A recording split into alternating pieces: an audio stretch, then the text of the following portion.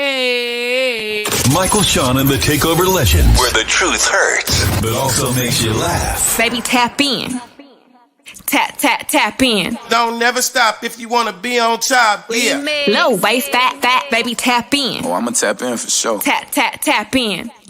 Tap in. Yeah. Welcome to Michael, Shawn, and the Takeover Legends. Jay Black, Shawnee Scott. We'll have Sexy Mo later on in the show. We took Martin Luther King Day off. MLK. So we're here. We here. Jay Black, how was your night last night? How was everything last night? How did everything night was go? good. You said people took off. I think the Arizona Cardinals took off last night watching that football game.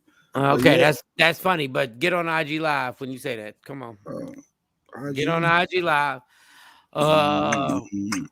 Yesterday was Monday. Yesterday we did have the first NFL game ever on Monday night, which is amazing, even though it was a blowout, but I loved it. Shawnee. As soon as I turn on my IG, I see Shawnee look like she's doing a profile pic or something, age 40, Scorpio. What is going on there? All right, IG, here we go. Let me see if I get I got Shawnee, where you at? You gonna be on there? What you gonna do? What you gonna do, girl? What you gonna do? What you gonna do, girl? I'm coming. And I love to hear that from anyone. That's when I stop and clap it up. Clap it up.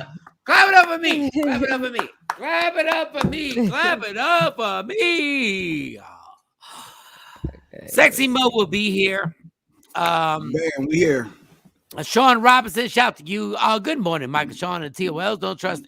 Oh, his quote of the morning. Don't trust everything you see. Even salt looks like sugar. What?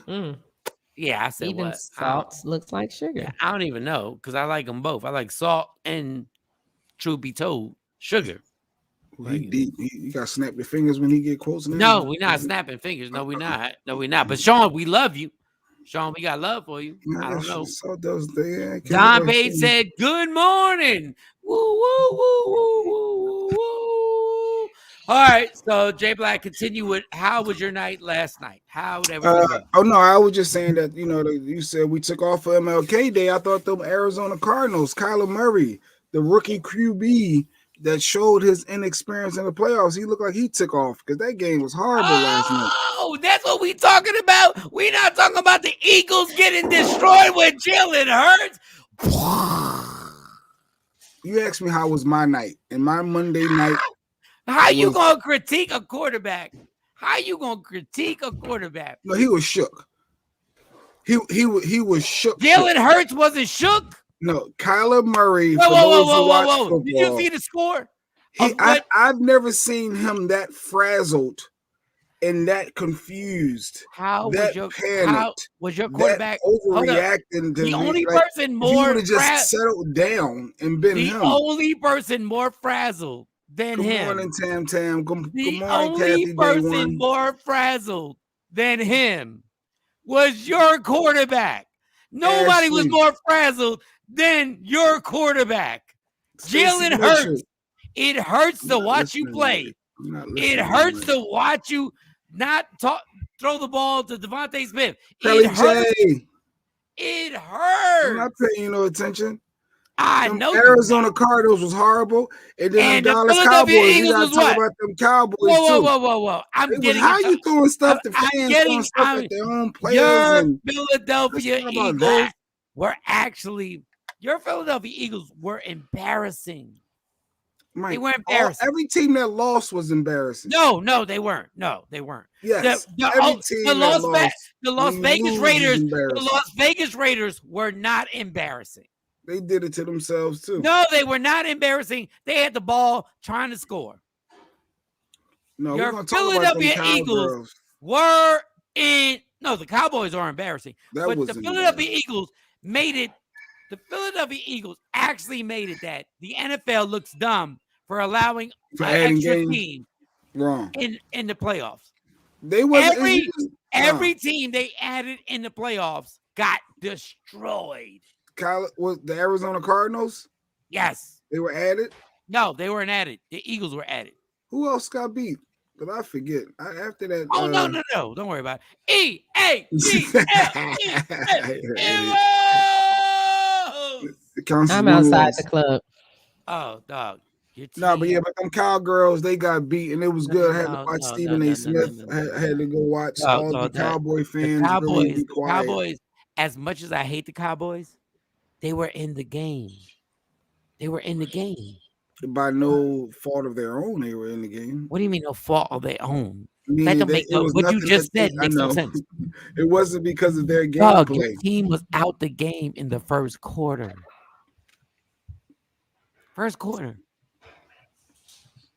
Like Dak Prescott at the end of the game, even though they are brain dead.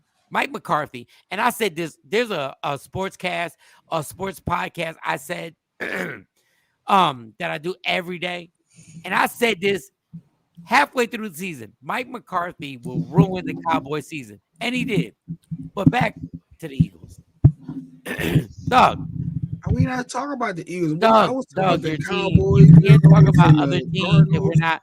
You can't talk about other teams. Look at David blaming it on the referees and they're not blaming it on their own. The team lost in the first quarter. In the first quarter, they lost. Go Niners. Bo. Your team lost in the first quarter of the game. It was over. I took a nap. I went to sleep. Please don't talk about anybody. I'm not acknowledging any of this buffoonery that you're talking about. Right buffoonery? This is factual. This is factual. The buffoonery is you calling my how my night was, and then immediately pivot. You went.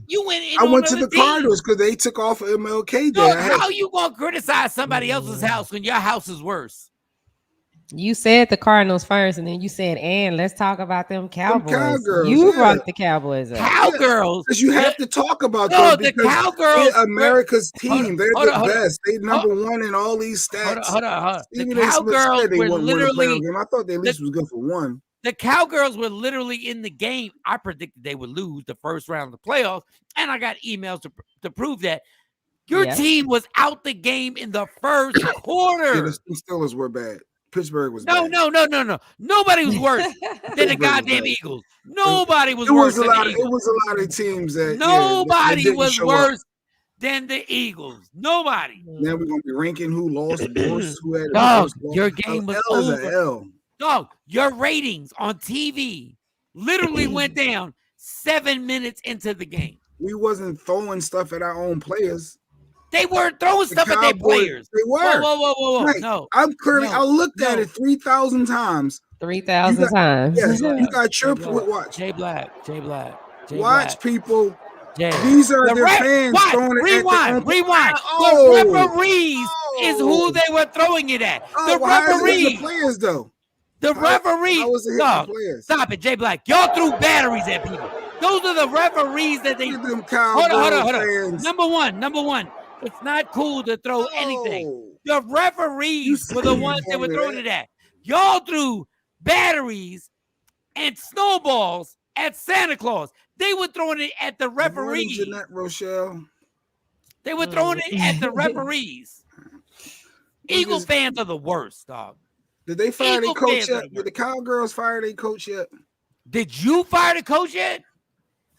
We had a brand new coach that got us to the playoffs in his first year. Oh, and got blown the fuck out. Blown out. Embarrassed. You build off that when you're a new rookie. Build off what? In the NFL. Build off what? A blowout? You made it to the playoffs. Y'all are in the worst conference in the NFL. And y'all made it only because y'all in the worst conference. We ain't gotta go football talk long. You just asked me how my night went. Hey everybody, Shawnee, how was your night? I was just saying. Oh, it was interesting because we had practice yesterday. We had track practice and the Patriots too. Yeah, good point. I'm sorry. Go ahead. Yeah, practice. I'm sorry. Oh, they win Super Bowls. They win a lot. The Patriots got their. No, they win a lot. They win a lot of Super Bowls. I guess everybody that lost. They lost. Yeah. No, not like y'all. Go ahead, Shawn. But yeah, so the girls started a new basketball team, so everything was good. What do you mean they started a new basketball team? Like a whole new squad? Like they started a street team. Like y'all playing on the streets. Like and one. Like what? No, well they play for the school. That's the horrible team. But then they're on a traveling team now. So they started practice last night. Okay. Oh shit! Y'all got a traveling team? Mm-hmm. Yeah, they play on a 14-year-old. So they're the youngest. Shawnee is the Don King of moms. I love that. She is the Don King of moms. Yeah, they got. And how they do? Tam was nervous because, of course, she's 11. These girls are 14. But it ended. I'll say it ended like this. All the girls know Tamron's name. Ooh, they all know her name. Yeah, and they talked to her. They were like, "Oh, we can't believe you in the 6th grade." So yeah, she did. They did good. They both did. That is amazing, and we got to get these girls. Like, listen, man, it's not bad to be cocky. Like, we got to get this whole. We got to tap this microphone and be like, listen, we have to have a pep rally.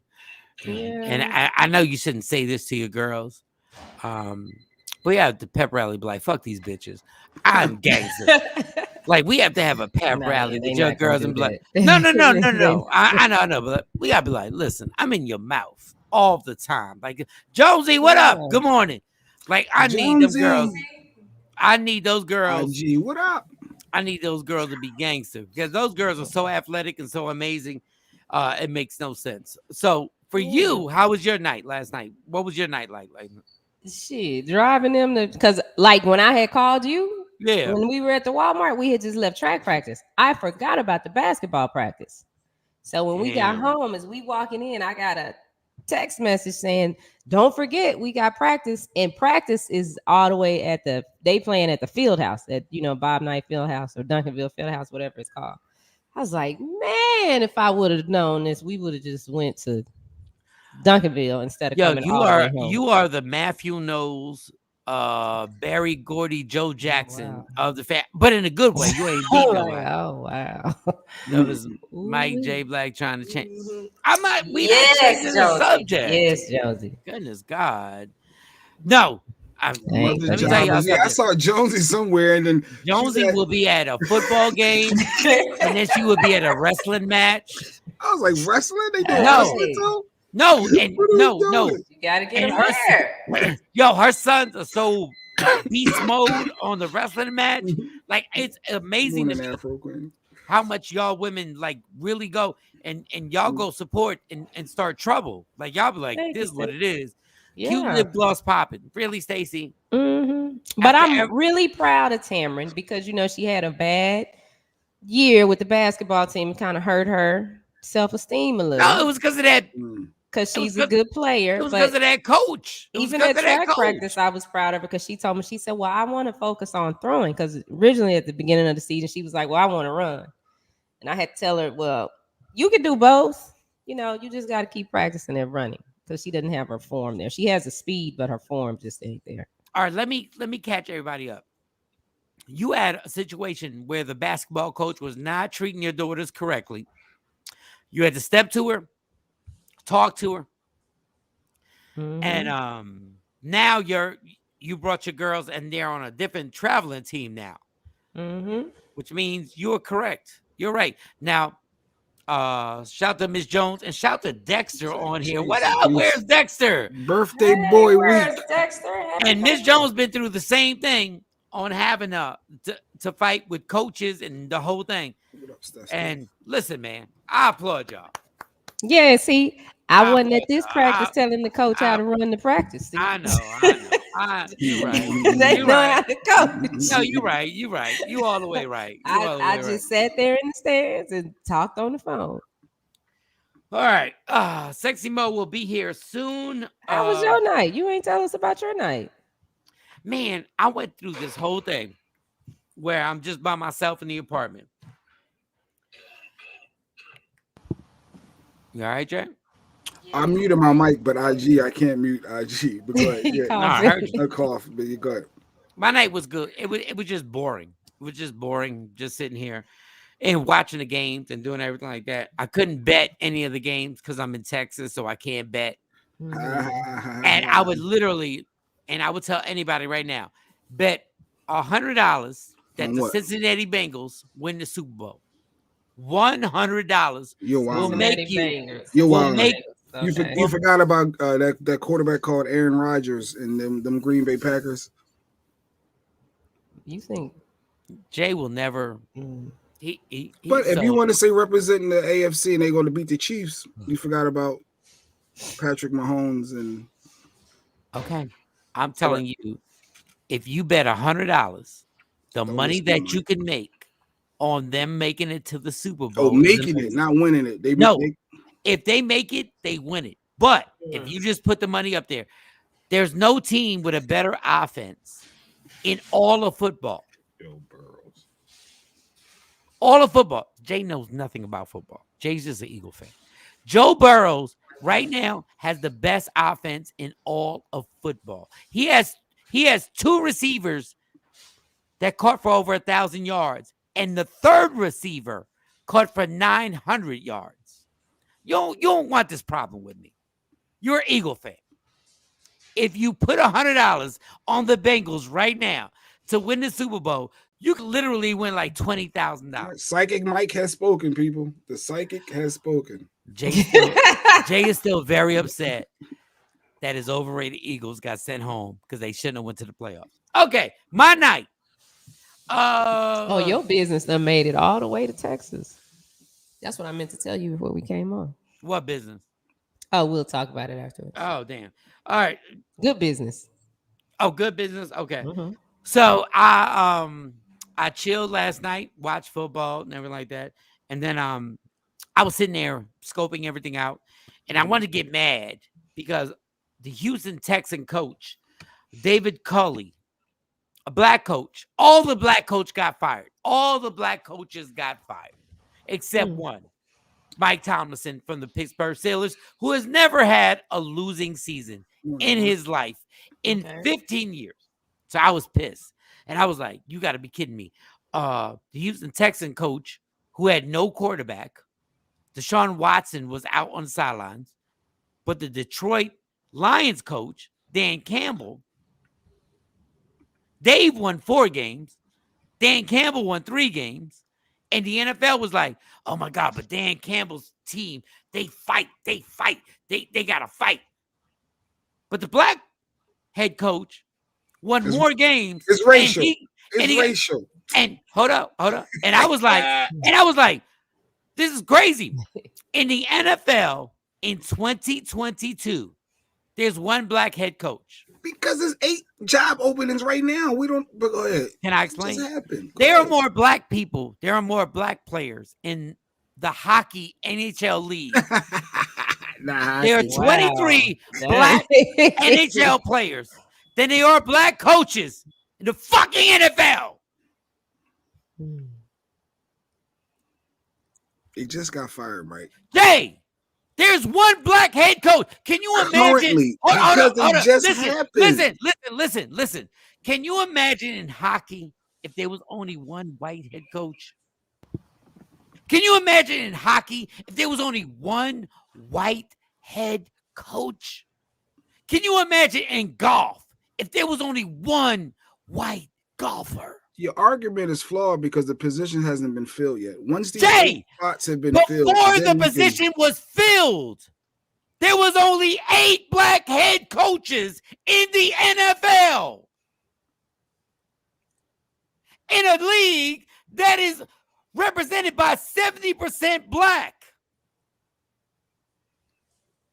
Don't start with me on this. So I was like, you got to be kidding me. In 2022, there's only one black NFL head fucking coach. One. In anything. And everybody, and Jay Black says, oh, but there were positions. All the black coaches got fired when they overachieved. Brian Flores from the Miami Dolphins went to the worst team. He won 8 straight games. He took a team, he gave them 10 wins, and then he won 8 straight games and turned around a team where their head. How many seasons did Flores have there? It was 3. 2. He won 10 games one season, 9 games the other season. Who gets fired off of that, Jay? Nobody. Dan Campbell won 3 games and didn't get fired. Brian Flores is now one of the most sought-out coaches ever. He got fired after bringing a team back when the quarterback was hurt. Can you wait till these 8 spots that are open get filled before you go on your rant? Do you understand? Do you understand when these jobs? Jim Caldwell from the Detroit Lions did the same thing Dan Campbell did. He got fired. Dan Campbell has never won as many games as Jim Caldwell. I'm sorry if I'm boring y'all. I just gotta break Jay down because he not built for me. He not built. I'm just saying, let the positions get filled before you have this rant. Because say if they go in and hire 6 coaches get hired. Do you understand? Jim Caldwell won 4 games. Representation.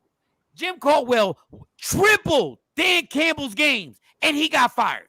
It's up to the white man owner. That's why you got to own your own NFL team. You hire your own head coach who you want to hire. That's the dumbest thing you ever said. How many black owners are there in the NFL? That's why I said that.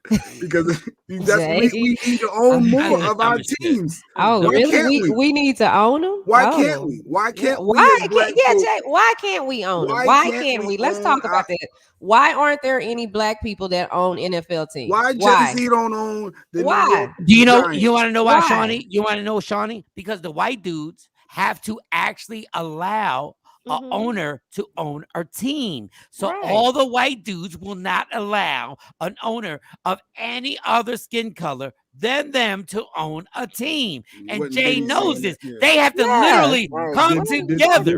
Diddy ran through that problem. Yeah, that's what I'm saying. Diddy tried to run one. But I mean, I say we should start our own league. What? You see, you take it too far. We got enough millionaires and billionaires to do it. You actually, another NFL? The USFL. They got what's that team that the Rock got? It started, it was small, and it just took some time to grow. All right, Jay. Oh my God, Jesus Christ. Yeah, we could. We got enough people. Jay Black, millionaires to do it. There's a USFL starting 2 weeks after the Super Bowl. If every NFL player really said, you know what? We're not playing with y'all. Do you know the league couldn't exist? But people do you know if every NFL player said, not doing this. Do you know the league couldn't exist? If there was somebody who could organize NFL players, do you know the league can't exist without you? The league literally... If y'all were like, you know what? But if the NFL player said, you know what? If we ain't got black head coaches, we not playing. But guys under Roger Goodell, and I forget his name, he played for the Eagles. He's one of them sellout motherfuckers too. He played for the Eagles. He's under Roger Goodell's dick like this. And he played for the Eagles. Like what? Not Troy like Vincent. Troy Vincent, who I interviewed. You sellout motherfucker. You are such. I interviewed you right there at DD in the morning, and I was like, you know what? I'm a bitch because I didn't ask the questions I should have asked. You are such a hypocrite on everything that goes on.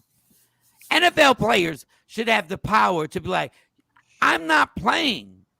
Not when you work for the white man. When no, you work for anybody, my problem is the white man can't make no money without me. The white man can't make no money without me. Matter of fact, Tom Brady can't make no money without me. I'm gonna have no game. But Jones, who's going to pay these players? If they want to jump ship like Shawnee's saying to go to the USFL, like they ain't got enough bread to pay them like that. But they don't even have to leave. They don't have to leave the NFL. What they have to do is say, we are going on strike until we find out that you got. But you go on strike, you ain't getting paid. No, but the reason is Major League Baseball. Let me school you on something. Let me school with you a guaranteed contract. No.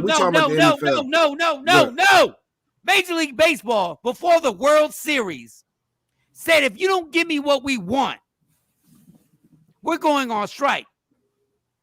And they were like, you're not going to go on strike before the World Series. They said, bitch, yes, we are. And the World Series was canceled. The World Series. If black man said, the Super Bowl ain't going to happen. The Super Bowl ain't going to happen. Baseball did it. And you know what baseball does right now? Got the highest salaries ever. Yeah. If everybody said, you know what? This is great. Let's see. Green Bay is going to play Kansas City. And everybody said, guess what? No black guys are playing. See you. Unless we get this. Yeah. You know what would happen? Roger Goodell's white ass would be choked out and be like, what the fuck? We got billions of dollars. We got all this commercial. And all the black guys said, yo. And then when the black guys say it, the white guys going to be in there too. There's Hispanics, Hawaiians, all types of people in the NFL. And they'll all be like, y'all not playing for real? No, we're not. If Patrick Mahomes said, I'm not playing, guess what the fuck would happen? Change gonna come. Well, first they'd go to the hood and try to offer somebody $5,000 to play, and somebody's no, you like, can't do that. You can't do that with the Super Bowl. You can't do that with the Super Bowl. Some Jonesy said it was Latino based, but yeah, it is. Yeah, they do Major League is Latino based, but it's Latinos telling their white agents, and it's white guys, pitchers and catchers who said, we are canceling the World Series. It was white guys who said, fuck it. I don't care if my teammate is Dominican. I don't care if my teammate is Cuban. I don't care if my teammate is black. Guess what we're not doing? We're not playing a fucking World Series. Let a Super Bowl get canceled. All y'all guys, let a Super Bowl get canceled and see what happens. You will get what you want to get. Because you can hold whatever network is broadcasting it hostage. Yeah, there's a lot of money tied up. Yeah, super lot. All right. Mike's off his soapbox now. We can't hear you, Mo. Yeah, Mo, you've been talking and we haven't heard you. We can't hear you. People said your curls is popping. You were shining. I thought you were whispering. That's why I know. Can you hear me now? Yeah, now. Yeah. Dang it. I said some stuff. No. I know. But no, I'm like, they got to come together as a collective. Like, everybody got to be on the same page in order for that to be successful. Yeah. Come to the club. Some people are, you know, some people about they bread. Some people like, yo, my money look good right now. But you know what you got to worry about? I'm talking about. But you know what you got to worry about? People like Jay Black. You got to worry about that. You got to worry about fools like this. Yeah, because Jay gonna go. He's gonna be like, I'm not gonna. Jay Black want to ride with the white man. Jay Black want to ride with the white. Everybody ride with the white man. I just said I need my bread. Yeah, exactly. We gotta talk. How many games is this? For how long? Let's ride with the white man. Oh man! I need a couple of the white man. I need to understand what we doing again.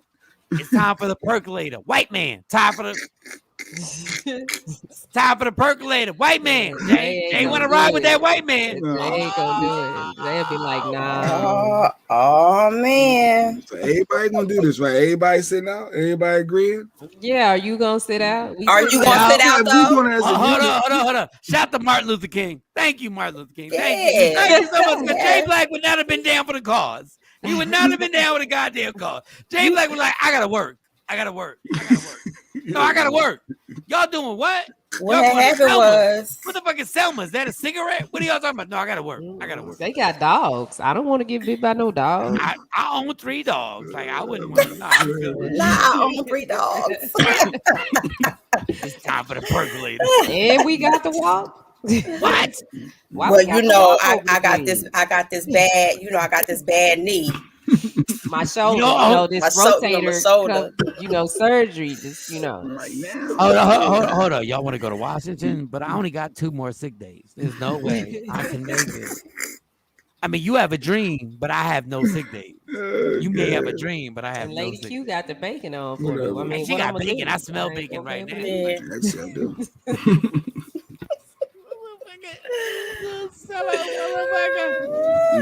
All right. Let's get to this. Let's get to the funniest shit I saw. My God, I tried to get you in the club, Sexy Mo, and it said unable. I don't know if you. No. And we might have to get Jonesy and let her spaz out. But we might have to get everybody on here because this Kanye West thing is like. Oh, okay. Like you know what I realized, y'all. Mike and Shawn, Takeover Legends. You know what I realized? More to come. Thank you. You have a dream, but I have a mortgage. Yeah, that's what Dexter said. Dave like said, you have a dream, I have a mortgage. Fuck your dream. I got a mortgage. I can't even refinance this. Listen. I can't even refinance this motherfucker. Let's figure this out. No, but what is something funny? What something you saw over the weekend that was funny? Dog, I wish. I gotta be honest with y'all. In real life, I wish I was as bold as Kanye West was. As Kanye West is. I wish. Dog, Kanye West, I don't agree with everything he says. I don't agree with everything he does. I love the fact that he's a billionaire and he couldn't find the address to his kid's birthday. Okay. Now mind you, those regular problems, though. No, you're right. So regular. That's so regular. That's so regular shit that it makes me. But the funny thing is, it's not that I feel bad for Kanye, because I know there's a story behind the story. There's a story inside the story. But the fact that a billionaire got on Instagram and said, I couldn't find I can't find, and there's no legal, there's nothing. Nobody's telling me where my daughter, dog. It makes me laugh, but it's so real. And then when I find out that Travis Scott, he about to get kicked out the family. This motherfucker snitch and say, yo, it's right here. He's a billionaire. And he goes, it's right here. Then all of a sudden, the video comes up where Kanye is at the party playing with his kids, right? And playing with his daughter. Really? And and he's playing and everything turns out good. This is why I don't take none of y'all shit seriously. This is why I don't get caught up in what y'all do. What do you mean? I don't get caught like people get emotional. She's not telling me the address on where the baby. She's trying to hold me back from being a father. I'm trying to do right. And my daughter she gonna remember this. This gonna scar her for life. She gonna think I wasn't there for her. That's true. And Jay, all he had to do was call Travis Scott. Shut the fuck up. But why would I have to call another man to find out where my child? Jay, do you understand? That was crazy in itself. Jay, do you understand? There's a chance that they could have emailed the address and Kanye didn't even look. But when I call nannies and I call this person, I obviously told them not to tell me. If we at the party already, listen, I'm just saying casual shit. Kanye, you're casual now. I'm not taking you as the Obamas. Oh no, he's definitely regular. You're just a regular motherfucker. There's a chance that you didn't even get the text message and you got us catching feelings. You got Jay Black like fathers need to fathers and then he is sitting at the party. He said Kim you got emotional and he called the nanny. You know the nannies are. And why the nanny wouldn't tell him? And why did he have to go through security to get in the party? Jay, you shouldn't have to go through all that. You wasted all that emotion, and he went to the party and had a ball. He had a good time. But he said security stopped him. Why would security stop him? And Kylie had to say no. You were still trying to get mad because it's still. Jay, they stopped him. Jay, he had a. According to what he said, ball. Jay, he had a ball. He had a ball. Yeah. Why did you waste? Jay, why did you waste your energy? Why? Because he got the reaction he wanted. He put the word out, and the backlash came, and all of a sudden he got the info, and now he's there, and he's showing y'all he appreciates it. How do you even know he didn't get the information earlier and just didn't get it? You think he made this all up? I'm gonna make this up. Kanye wouldn't make shit up. But that did not. Kanye wouldn't make it up. Not with his kids. He don't give me that vibe. Kanye don't give off that vibe. But I'm gonna lie and say something about my kids that ain't true. Kanye doesn't give you that. Kanye is the same one who said on stage that Jay-Z was gonna kill him. I don't remember all that. Like, I think he was in between his meds at that time. Like, I think he was. Jay-Z and now said it on 444. I gave you 40 million and you gave me 40 minutes. No, I'm not playing with Kanye at all. I'm not playing with Kanye. We have the actual clip. I want to see the sincereness. I heard about the clip. I didn't see it. When is Kanye sincere? Kanye's I can read through people when let me see how you can't read shit. You can't read Kanye because Kanye can't read Kanye. Do you have a clip, Johnny? Yes, I do. Here you go. I'm just wishing my daughter a public happy birthday. I wasn't allowed to know where her party was. There's nothing legal. They're saying that these are the kind of games that's being played. At the light, it's the kind of thing that really has affected my health for the longest. And I'm just not playing. I'm taking control of my narrative this year. I'm being the father, the best father, the yay version of a father. And I'm not finna let this happen. And we're gonna be in real time. Take a slight right turn onto I-405 right here. North. Chicago, happy birthday. I love you. And I'm just putting this online because I need y'all's support. I didn't call Kim, text the nannies. I got on the phone with Tristan. He said, he asked Chloe, won't nobody give me the address to my daughter's birthday party right now? And that's going to imprint in her mind that I wasn't there for her. You get what I'm saying? Like, I was supposed to be in Miami recording my album. My whole schedule is all based around me being able to take my kids to school, me being there for them, making sure that I'm in their life. That's the whole point of having money. They take so many fathers just throughout America. They've been taking the fathers out the homes purposely. So I'm speaking up. I'm using my voice to say this ain't gonna keep happening. This narrative is not gonna happen. It's a lot of people that's not in a position where they ain't got no voice when people be playing games like this. Baby mamas be playing games. The grandmama be playing games like this. And it's like, as y'all know, they ain't finna play like that with me. I'm just... Everybody be quiet. Everybody be quiet. Everybody. And just let everybody relax. Kanye, listen, Kanye. You're the biggest hypocrite in the entire world.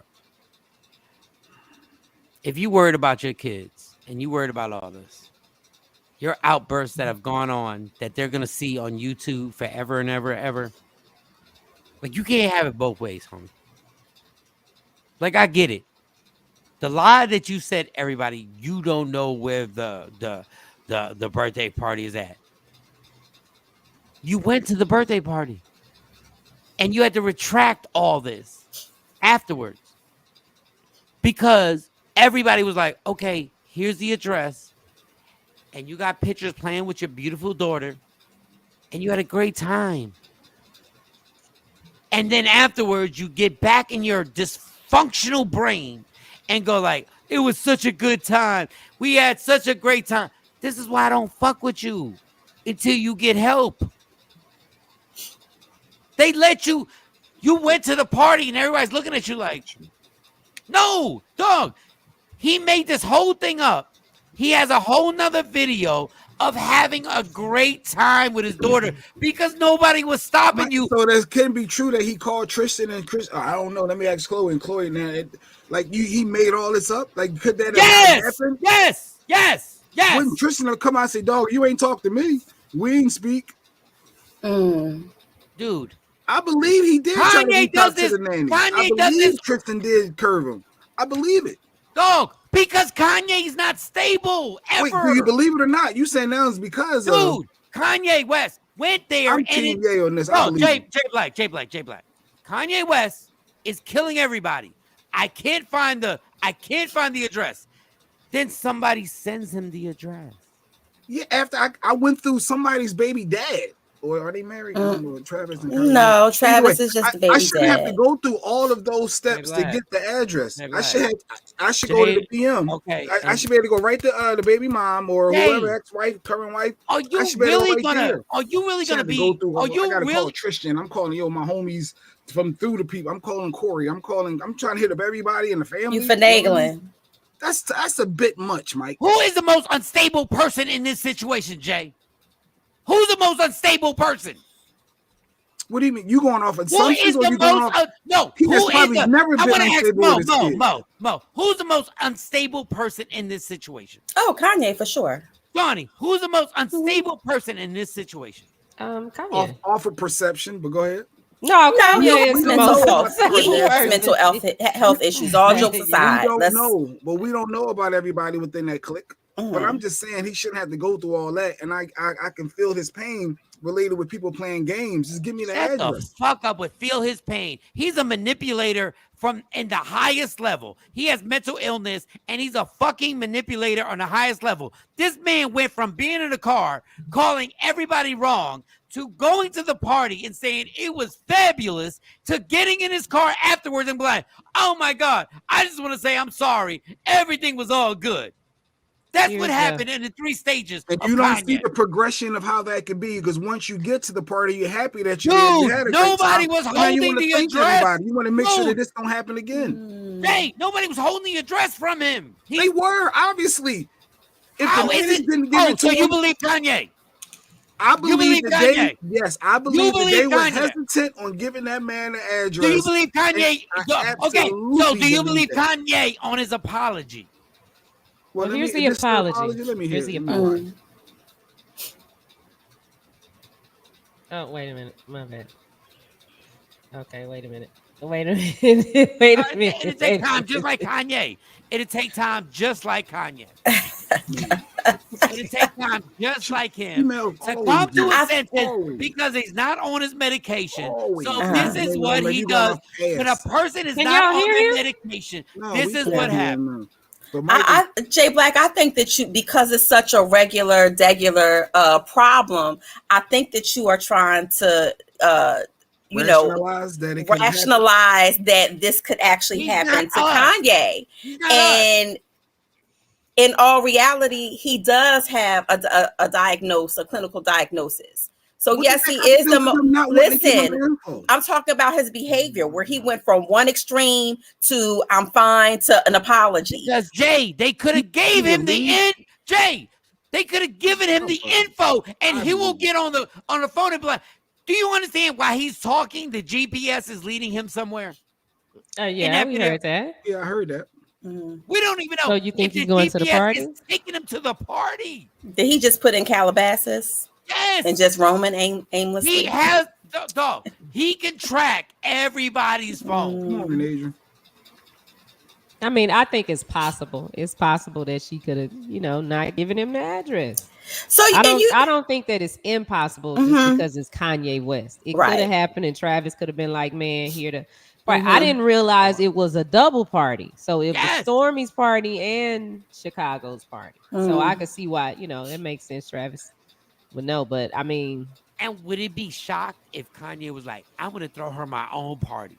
And they were that's not odd because maybe he didn't want her to share a party with somebody. Like, okay, you're gonna throw your own party, cool. Then he gets on Instagram and they're like, "Here go this motherfucker again."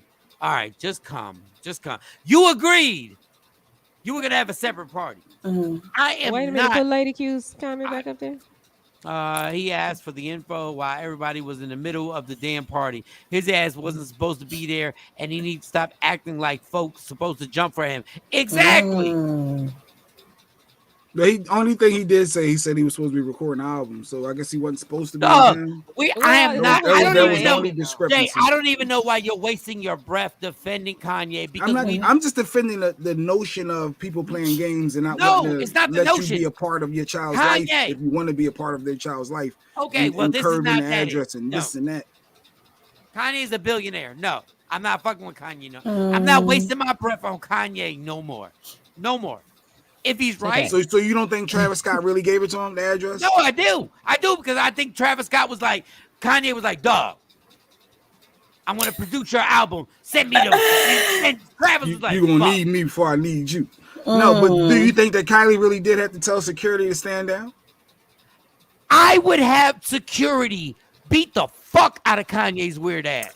But yeah, J Black, security for their house and their events, that's normal. Kanye West is unpredictable. You're not going to come into my home because you're Kanye, since he became a billionaire, thinks he's better than everybody in the world. Wow.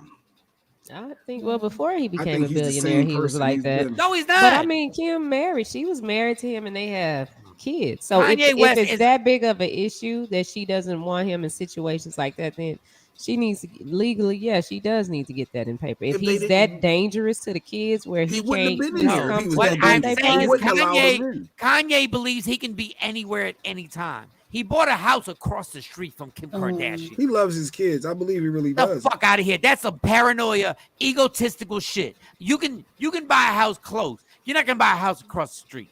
He wants to be in his They can walk across the street. They ain't got to go. And mind you, he's not even gonna be at the house. He's gonna be in Wyoming. He's gonna be in Miami. Well, maybe have a nanny there for them.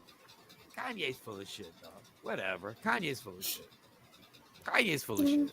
It was believable, I think, because again, that's such a normalized issue that happens when people split and she playing games with the kids, they having a party, why I'm not there. But with Kanye, you second guess it because he is unstable and because it went from erratic to I need y'all to get behind me to having fun at the party to I'm sorry. No, how about this? Mo, get on the IG Live. Get on the IG Live. I want to say it won't allow me to get in. I keep trying to get in. I don't know what's going on. Allowing me to. You can have mental health issues and be an asshole at the same time. And if y'all gonna sit up here and tell me y'all don't believe Kanye's an arrogant asshole, y'all lying. I don't care. I believe that he's that. He's an arrogant asshole, and the worst thing in the world was him becoming a billionaire. Well, but he believes. Like, I get the kids, but you can do this. Dog, I'm not getting on IG Live. My kids, my kid, fuck transparency. My kids' friends got to see this. You're a selfish fuck. I think that was too far for him to get on IG and talk about it. They could have had the conversation privately. And he could have found out. Obviously, he was frustrated. He wasn't getting any. When is Kanye not frustrated? That's more than frustrated. Hold up. When Kanye was frustrated, he got an award ceremony and took somebody's award from them. Whenever he's frustrated, he thinks he can do whatever he wants. Whenever Kanye is frustrated, today was gonna rob your ass in Philly. Then all of a sudden you wasn't that frustrated. You wasn't that mad when you was in that diner in Philly and you had to call Beanie Siegel. You wasn't that mad then, was you? You ain't spazzed in. I'm taking it back. You ain't spazzed in. I'm taking it back. You're not gonna act. He got some act right about himself. He know when to act right. He know when to try and bully females, Kardashians. He never bully no dude. But do you think he's bullying them? Might take everything so far. Or maybe there is, because where there's smoke, there's fire. Maybe it is some craziness going there. And no, Kanye is a fucking bully who wants to bully these women because he has more money than them.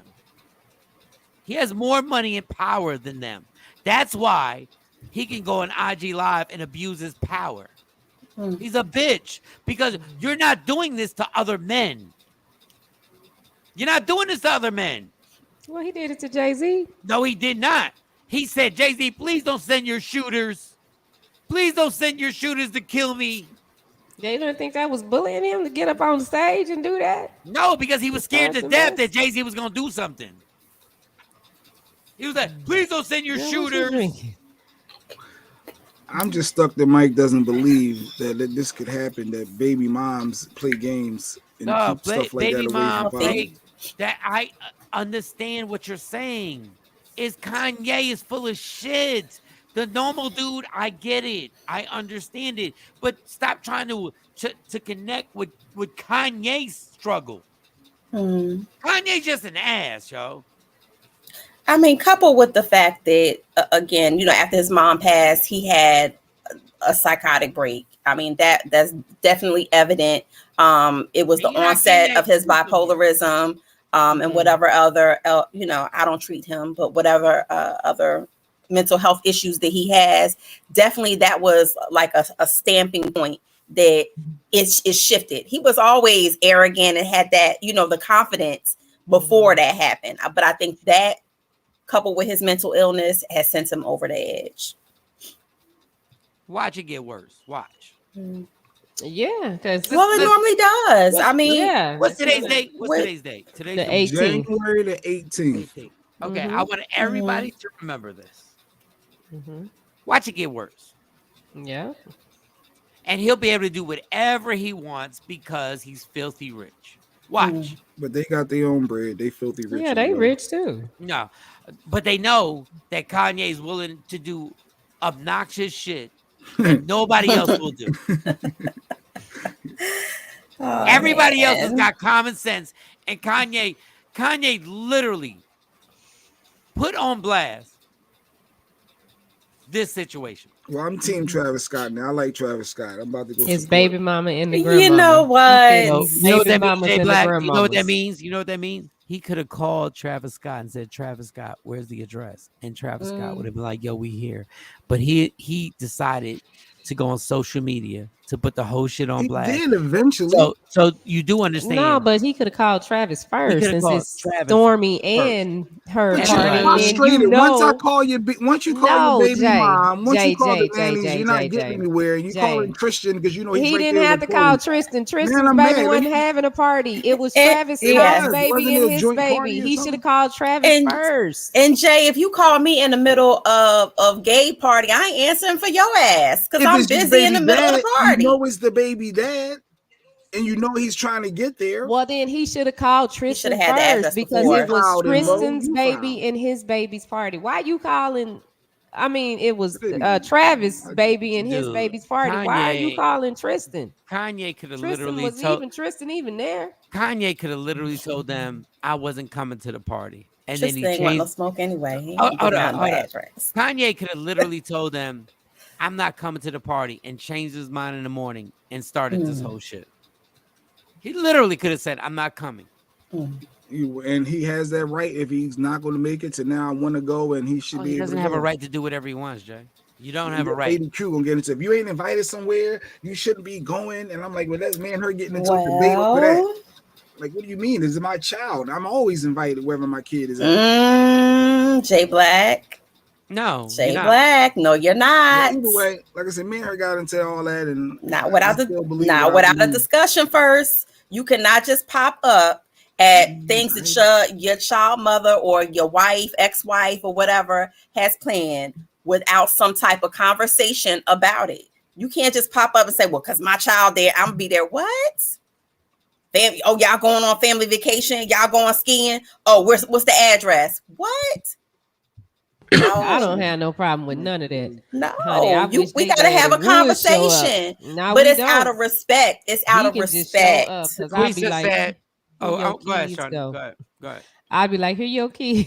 You can spend your money on it. I'll be back. Give me some me time. Like, you really think Shaquisha, our nurse practitioner, said, you really think Kim K ain't playing games with that man knowing he's not wrapped too tight? No. She's poking the bear. They poking the bear on purpose. He gonna explode, and it's gonna help me with my divorce. So you feel like they poking the bear? You know why, Shaquisha? I don't believe that because Jay-Z doesn't even understand this motherfucker.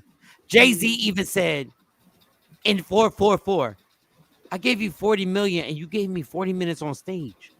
Nobody understands this dude. Big Shawn is on Drink Champs saying, I was the most loyal person to Kanye. And Kanye goes on Drink Champs and says, I'm the biggest mistake he made signing. I held him down. Nobody has a rational story about Kanye. Nobody. All these people, rappers, singers, people with them sitting there going like, I don't know what the fuck he's talking about.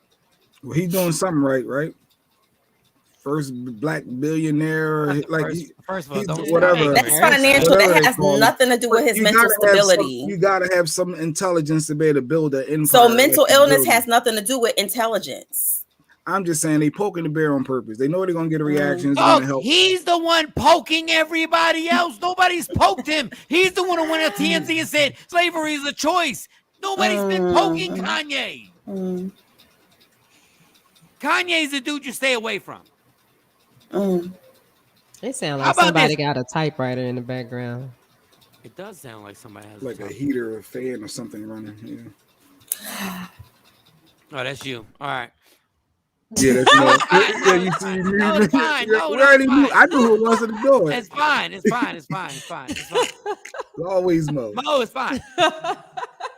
Mo is fine. Oh wait, that noise. That they can hear that.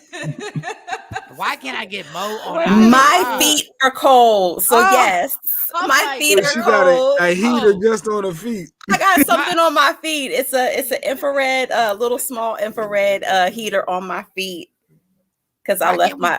Mr. Creasy says, but we act like Kim. We act like his wife Kim didn't know before she married him and had 4 kids with him. At Mike, that's not exactly what. So what does that mean? Like, so Lisa, what does that mean? Because Kim knew what she was getting into when she got with. It just kills me. Then when we tell y'all black women, when y'all get into a fucked up relationship, we like, you knew what you was getting into. You do, because there are signs there that you say, no, it'll be okay. Well, it'll change. You know, we go through that. We don't know. I tell y'all right now, the hardest women on women are black women. But y'all go ahead. Kim ain't black. I said the hardest. No. Before the out. She talking about Kim. No. Before the black the out. woman. Hold on. Before the out. Kim. The hardest women on women, I said, are black women. Okay. Yeah. Get it right. Get it right. Kim ain't had no struggle. Anybody got comments? If you're watching on YouTube, Facebook, the link is sent if you want to join in and pop in. Kim ain't had no struggle. Once again, because people have money don't mean that they didn't have struggle. No, she has less melanin. Yeah. The hardest women on women are black women because it has nothing to do with money. It has nothing to do with money. People with money kill themselves. She had a sex tape and y'all will laugh and y'all will giggle that her kids are gonna have to see her sucking somebody's dick. That's hard. No pun intended. I mean, well, she did that. She made them choices. We all make choices. You made choices. Too, I know, and I got daughters that I got to be like, okay, one day we got to have this conversation. And thank goodness nothing I've ever done is on tape. And once again, I will repeat the hardest sex tape though. And once again, I will repeat the hardest women on women are black women. Yeah, because ain't nobody got no struggle like ours. Yeah. Cool. All I know is that none of y'all would have dealt with Kanye shit. Well, I don't know. He a billionaire, right? No, because it's women right now that in relationships with thousandaires who are dealing with some of the same goddamn stuff. So I don't think it has anything to do with him being a billionaire that she said, I'm just gonna put up with his crazy ass. Yeah. No. She loved that dude. Y'all can fight this. Y'all can fight this all y'all want. She did everything she could to be with that dude. She did backflips to try and hold it down for that crazy motherfucker. Let me take that back. It's not crazy. It's not crazy. Let me take that back. Not crazy. We did everything. She did everything she could to be with that eccentric man, with circumstances that are beyond what we know what he's gone through. So please stop trying. Like, it kills me how people try and kill this girl. And I'm like, dog, she rode out. She rode out for this dude in the craziest situations ever. And it was no personal gain? What? She was already rich. She wasn't in vogue. She wasn't in that fashion. She was in vogue way before Kanye. Kanye opened I up mean, the let's door. not act like Kanye ain't added nothing to Kim. I like Kim and Kanye together, and I really was rooting for them do this? Why do and black hope people that do they this? were, She you know, were admitted able that to Kanye work opened up a together, lot of but doors that she couldn't get in. She it admitted ain't that. like She Kim said it. didn't make. Well, they were good for each other. They did things for each other, but it ain't like Kim ain't got nothing out of this marriage or being attached to him. This is why I would hate to be a woman, because women turn on you. Who is turning on Kim? Do you know the abusive situation she's been in with Kanye? Like what she's had to deal with? How she's had to wait. Whoa. And we got sympathy for her because it's black women that's in abusive situations all the time. So but why wouldn't you have sympathy for her? Wait, you talking about this mental health is abusive? I wanted them to work it out. That's abuse. That's part of your marriage, and you know your struggles. No, mental health is not part of that no, shit. It's who you are as a person. You know what you're dealing with. She has dealt with Kanye. She has literally dealt with the entire world. Literally jump ship. That's not a marriage. Jay. She what? What the fuck? I said it's not a marriage. You can't jump ship because somebody's struggling mentally. No, you can jump shit when you fucking destroy an entire family. Kanye has destroyed an entire family, and she held it down for his dumb ass. Kanye sat up there and wore a Trump hat, and Kim was the one who told him, you can't wear a Trump hat. He didn't give a fuck about the kids. He didn't give a fuck. Slavery is a choice. She was like, don't, what? You gonna bring up everything negative you want to bring up? Oh God, what are we supposed to bring up? Balance and the fact that when you're married, give me his good side. Give me the good side. Give me the good side. Give me the good side. I'm sure give me the good side, Jay. Private moments, but I'm sure they had a bunch of them. That's hilarious. You can't figure it out, but I can give you the bad side. I can give you the bad side. They highlight the bad stuff. They highlight the negative and stuff. Well, give me one good side. Give me one. It had to be something good with 4 kids. It had to be something. So you tell me, because I can tell you the bad. So tell me the good moments. Why she keep having kids with him if it was that bad? Because she loved him, and they had great kids. Why y'all killing? But she had 4 with him. She could have stopped at 1 because he was crazy then. She could have stopped at 2. How are y'all complaining about her? Complain about him. Because you keep putting everything on him as if she didn't have something to do with this. And two people are in a relationship, so she was an enabler because she stayed there all that time, and she kept on having kids. You giving false hope that okay, we gonna be together. Yes, she wasn't an enabler. She was his wife. And okay, and then when she what do you do when you're married? What do you do when you got them 4 checks? After she got them 4 checks, she got what? Now she ready to go. Them 4 kids, north, west, east, south, and whatever the other one is. What check does she need, Shawnee? That's what we saying to you. It's she loved him. She loves him. Okay, he loves her. And then he acts like what? And then she act like what? What did she do? Tell me what she did. We didn't give him the address to the birthday party. We don't even for whatever reason. Doug, we don't even know what he's saying is true. We don't know if what she's saying is true. She didn't say anything. That's my point. She came out and said, but you be riding hard for her talking about all the bad stuff on Kanye. We don't know what she did. We don't know if at night she was in the bed telling him crazy stuff. It just can't be all bad, Mike. It's not going to be all bad. Kanye is so childish that the motherfucker made a song talking about beating Pete Davidson's ass. He made a song all on Instagram. That's how child. First of all, Kanye, you're not the final version. I mean, you can vent in a relationship. No. He is so childish. First of all, he is so childish. Kanye, nobody is scared of you in real life. Nobody's scared of being in a room with you in real life. Yes. Nobody. So you wear jeans for being vulnerable. Nobody's scared of you. He's being a regular person. That when you with somebody, y'all break up. You don't have to like your ex. He just has a bigger platform. It's so amazing. This is common though. I want y'all to look at how Jay-Z dealt with his wrongdoings and what he did. Beyonce wasn't running them streets. No. Let me talk. Jay-Z made a whole album and told everybody what was going on with him and Beyonce in a mature way.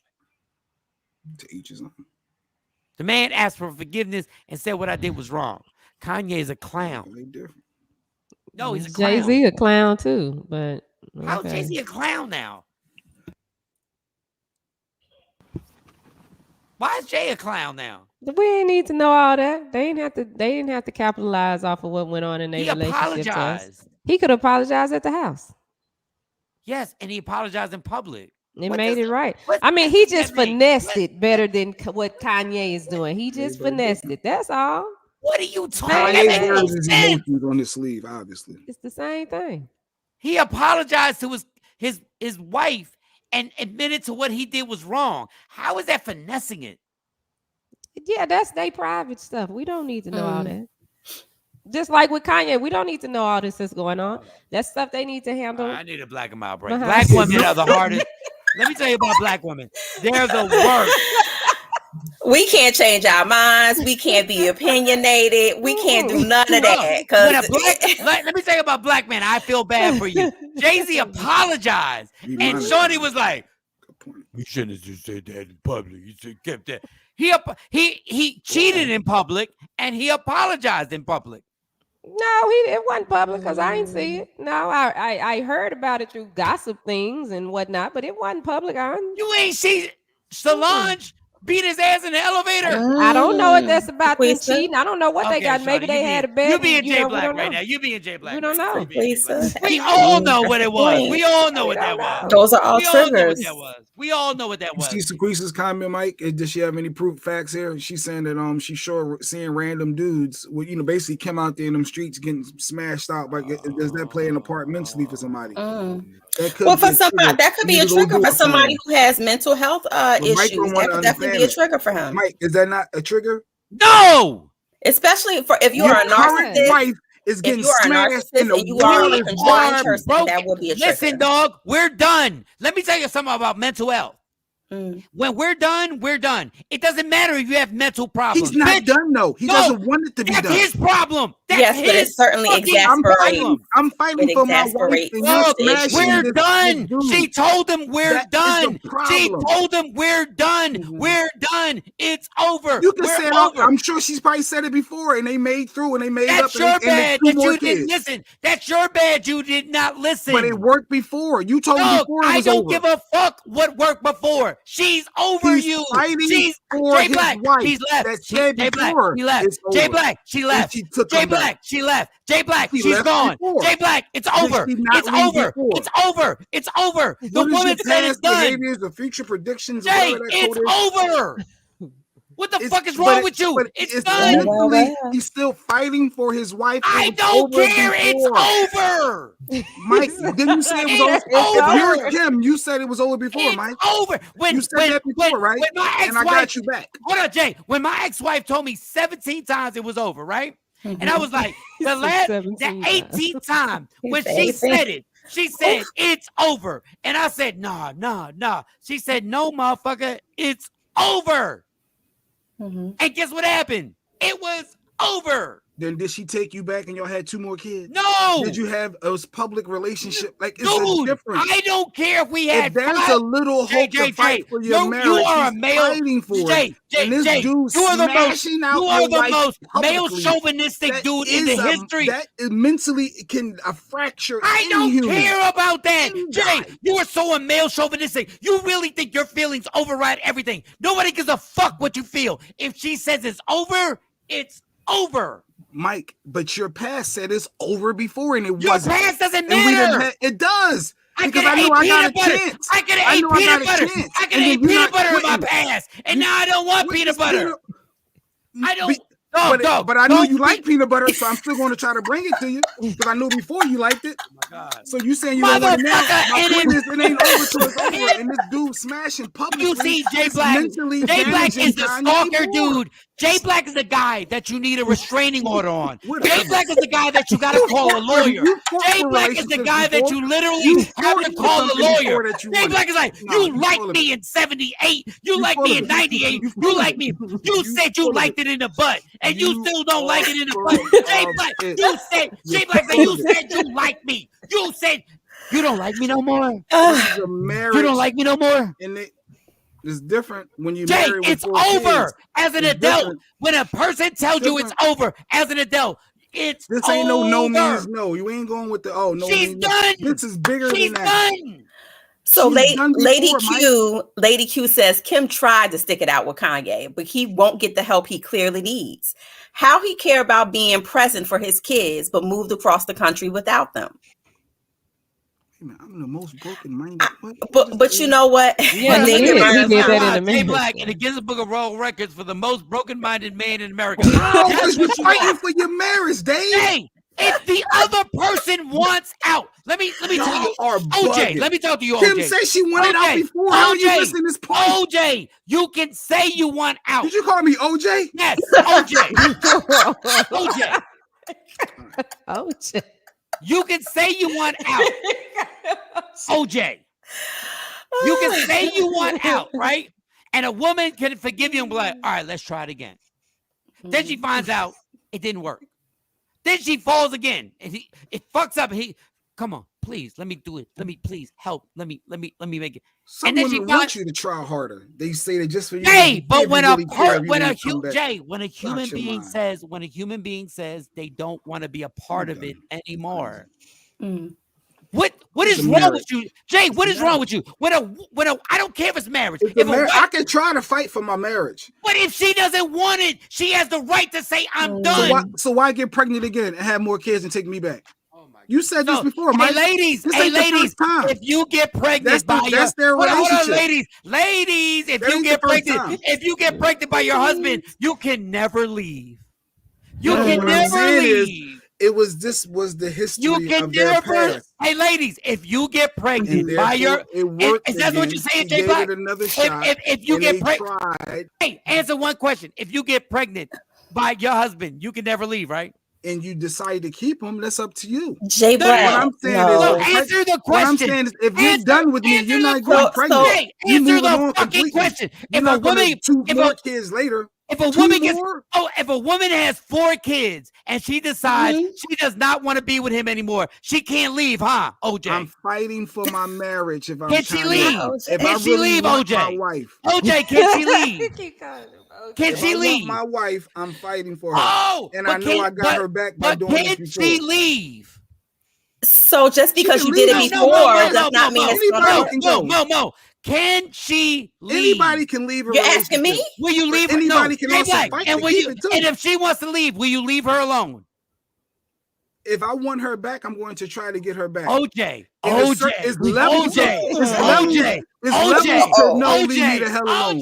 It's levels to it. So what type of boundaries? I need to know the boundaries. In the building. Now I'm concerned. OJ Simpson. He said, I'm gonna ask you this question one more time. If Lady Q wanted to leave me, it's levels to her saying leave me. If she wants to leave, you won't let her leave, huh? It's levels. Oh, OJ. I think is that he won't let her leave. He's just gonna fight for his won't let her leave. No, he won't let her leave. Jay Black won't let her leave. Kanye is fighting for his Jay Black, will you let her leave? And is a Jay Black, answer this question. Will you let her leave? What do you mean? If we reach the point of no, fuck your point. She wants to leave. Fuck your point. She wants to leave. Will you let her leave? She said she wanted to leave before, and she took me back. So of course I'm going to keep trying. Okay, if she really wants to leave, will you let her leave? If it depends on if she ever reached that level. OJ, ladies and gentlemen, when you was asking him if he'll let her leave, do you mean like will he physically hold her there to stop her? I'm not keeping nobody hostage. No, but Jay, mentally, because sometimes mentally what somebody can do in holding you hostage mentally can be more devastating than physically saying I'm locking the door and you ain't going nowhere. Fuck all that mentally. Jay ain't letting her leave. Period. He locking the door? You locking her in, Jay? Period. He not letting her leave. Say he locking the door. You locking the door? Levels to fighting for your marriage. He not letting her. He believes if a woman. He believes if a woman has kids. Jay has said this repeatedly. He believes if a woman. He believes if a woman has kids, she can't leave. I did not say that. I said, why? If you leaving me, you took me back, and now we got more kids. Who cares? That's what your past. No, so take the kids off the your past. Mike, Jay, a person has freedom. Jay, a person has freedom of fucking choice. If they want to leave, and they it was can her leave. choice before, right? Was it not her choice and before? And now she wants to leave. And then she wanted to take him back too, right? And she left. She changed her mind. Yes, you know why? She left. She changed her mind, and he kept trying. So he's doing the same thing now. You are fucking a prehistoric fucking caveman. You can fight. You're crazy to think you're supposed to just give up and wash your hands. Dog, if she wants to leave, if we've gone through if 3 or 4, said I'm out, and you wanted to convince her, and she took you back, and then you did it again, yeah, because last time it worked. Nobody cares. Are so you in the wrong for trying? Jay, are you in the 8th grade? Are you in the 8th grade? No, if a woman is fucking fed up with you, she's done. She's done. When a woman's fed up. Yes. Go ahead. She's over. Stacey's done. Yes. But she took you back, right? No, I don't give a fuck about her. You have to. Because that's where we're at now. Hey, nobody cares about you back in 95. Hey, nobody she took me back in 2010. You remember she took me back. So you do know the threshold of a woman. Like when a woman is done, when I don't care how many times she's taken, but I don't care how many times she's taken you back. Done. And you bring up a valid point. Done. Yeah. It's different. But see, you brought up a valid point because you said, well, I mean, it worked before. He's a fucking idiot, yo. It worked before, so why I'm going to do the same thing to try to get it back? If it worked before, it doesn't matter, and that's what I'm trying to get at. Where everybody has a line where you cross and they go, "I can't take it anymore," but your selfish ass is like, "But you took me." How do we know that wasn't her line before? You took me back before. You took me back, bitch. I'm done with you. I'm done. Fight for your marriage. If you're any people out there going through some struggles in your marriage, you can fight for your marriage. If she's out here with another dude running them streets, yes, that's going to be mentally scarred. But you can still. Oh, now look, he's scarred. He's scarred. But if you, that's mentally going to hurt. You're going to be damaged. You are such a male chauvinist. You have been a motherfucking asshole the entire relationship, and you're like, oh my god, I can't believe I fucked these bitches, but when you fuck this dude, I'm scarred. Mike, and that is most men. You on IG, he riding around in her Bentley or Rolls Royce, whatever car it is. You got the new dude smashing out, riding around. That's humiliating. But no, it's humiliating when you were sticking your dick in other bitches. It's when you was getting your dick sucked at the strip club. When you was literally in the champagne room having your dick sucked by 3 bitches. Fight. Why do you think fight for what? You can fight. But when a woman or a man says, I am done, you respect them because your selfish ass. They never say she was done with you? Dog. And I love the difference. Chinese ex-husband ain't never said her. And unlike you, I'm done with him. And unlike you, I left. And I think that people understand their mate. They know when their person is really done. They know when it's like, all right. Everybody said they was done at some point. You have no respect for other people's feelings. When you have literally grinded somebody's feelings and their heart to the ground, motherfucker. Wait a minute. And yet, at the end of the podcast, Mike says, you got to fight for everything. That's what Mike wrote. Hold on. Wait. Let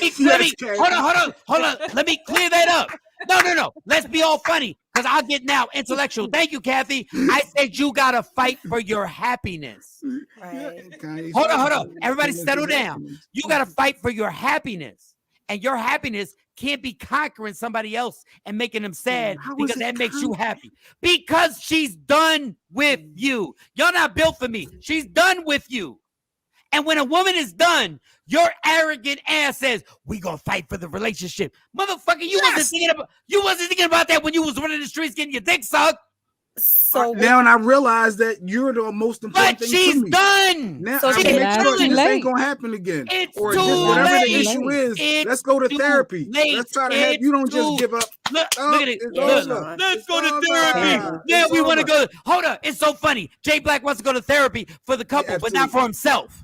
Absolutely. I'm going to go to therapy. I'm going to be a part of that. Hold on. Jay Black now wants to go. Hold on. Therapy. He wants to go to therapy for us. Felt that. Motherfucker, you need to go to therapy for yourself. And if that's what I got to do to save my marriage, no, you didn't. But you didn't.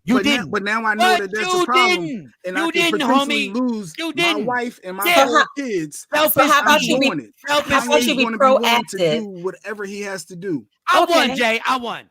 So how about you be proactive? What you lose, people don't ever be in a relationship with Mike, because as soon as somebody says it's over, he's not fighting for you.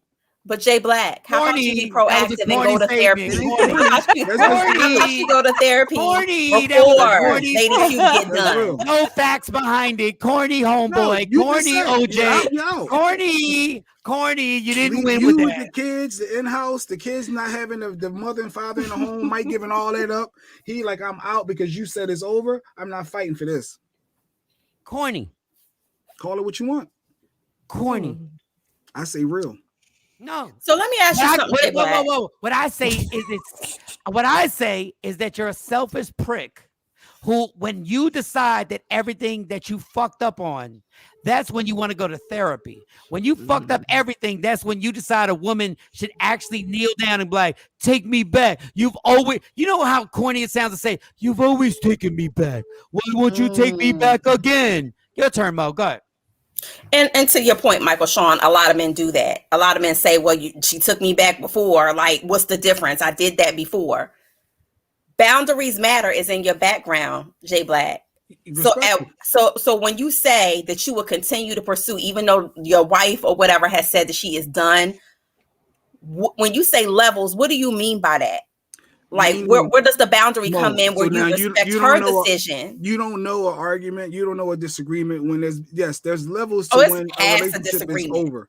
But there's past a disagreement about saying I'm done. So when I'm saying, hey, I want my wife back and I'm trying to fight for you, and I'm telling you that, and you're saying, hey, I don't want you back, and you're showing signs of hope by meeting me at different events, or you're taking my phone calls where I don't know what the dialogue is. It could be some clues within that to let me think that, okay, there's a chance I should keep fighting, versus being very blunt and very clear and no clear misunderstanding, miscues. I know it's levels, so you don't want to be bothered no more, versus, well, there's still hope there. Okay. So let me ask you this. And you gotta be able to decipher that. But just because your word saying is over don't mean it's really over. If I'm fighting for my marriage, no. Yeah, but you want to be cordial with the person. You don't have to be rude. It doesn't have to be nasty. I don't have to be like, I shouldn't have to say, now I don't want you back, but you can come to Carly's game.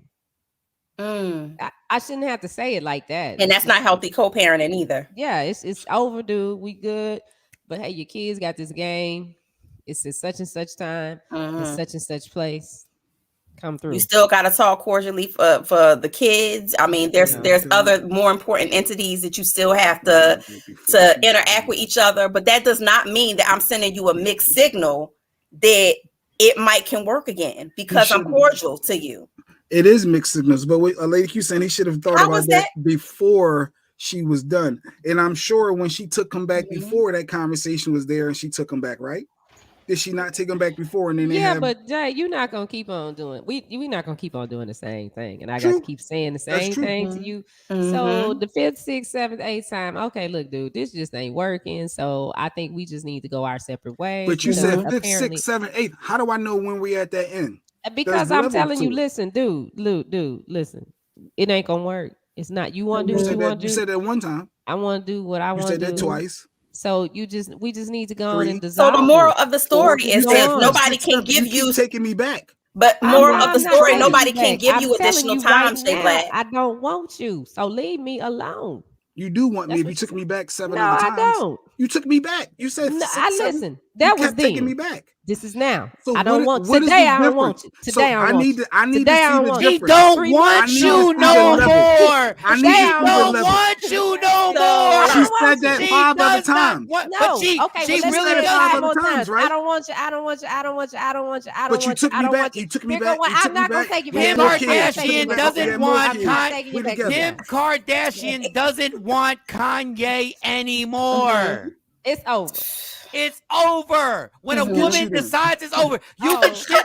You can You shit are on so freaking juvenile. No, there's no levels. You're immature You're because so immature. You are immature. She doesn't want you. And how dare you? How dare you throw up in somebody's face that they have forgiven you in the past and took your dirty ass back? When they reconcile again, or if they do, then what?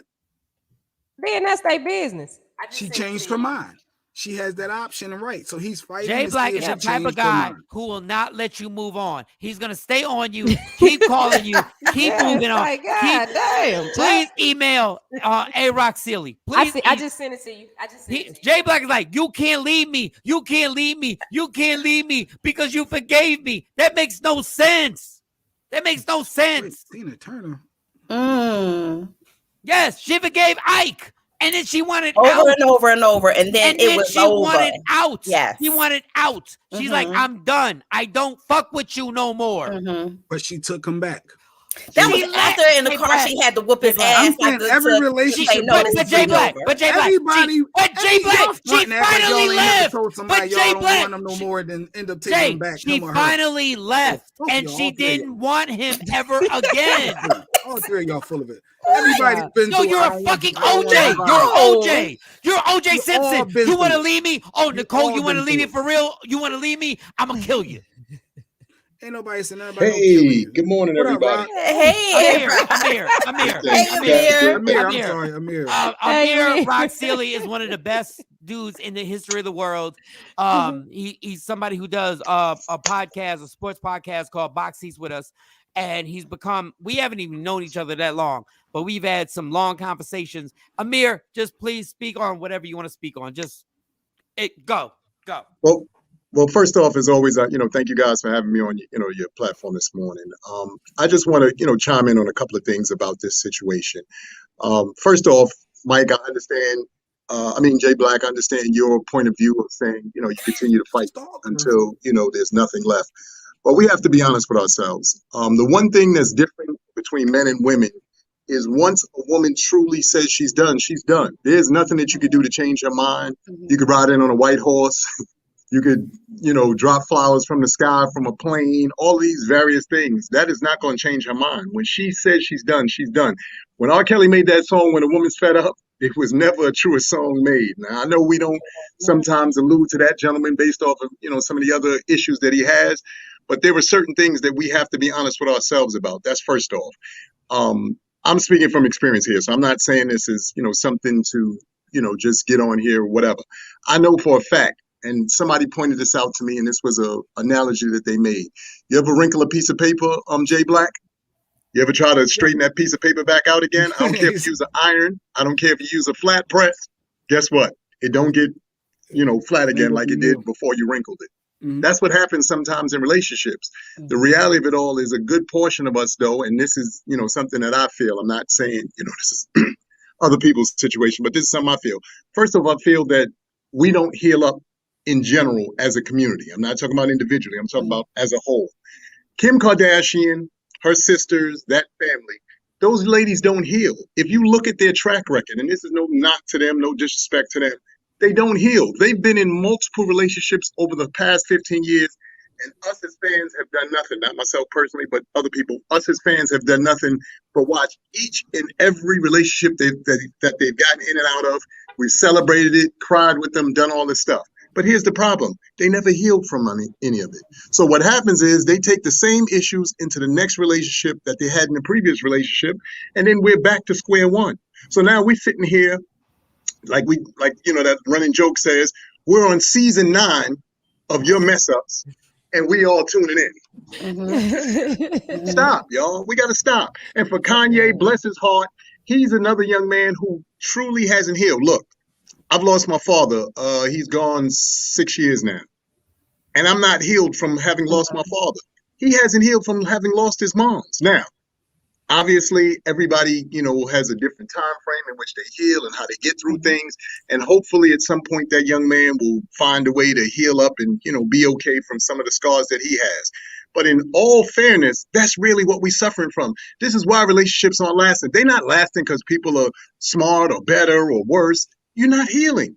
You get out of a relationship, and we, as friends and as family, we say stupid stuff to each other like, get under a new person now that you're not in that relationship anymore.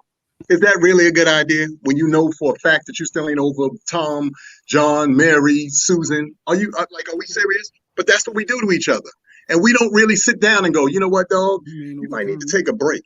You may need to just chill out for a while, get your life together, get your head right, and then get back in the game once you put yourself in better headspace. But now, I need the answer to this because this is the whole confrontation right here, the whole dilemma. If a woman says she's done, should you respect her? That's all my. Why are you sounding like that? Obviously, you're gonna respect. No. I'm asking Amir. I didn't ask Jay Black. Okay, and I'm gonna ask Amir when Kim said Amir, it before that it was one question at a time. Amir, somebody has forgiven you 4 or 5 times, right? And finally, they say, "I'm done. I can't do this anymore." You took them back 4 or 5. Do you respect their answer? You do, and here's what you do with that. This is why I said, we don't heal technically as individuals, not like I said, as a community. We don't heal as individuals. When somebody has gotten to the point where, like you said, you've been given 5, 6, however many times you've been given, and technically speaking, you keep doing the same thing. It's really not them, it's you. But we don't take a self-check and a self-awareness the way that we could and we should.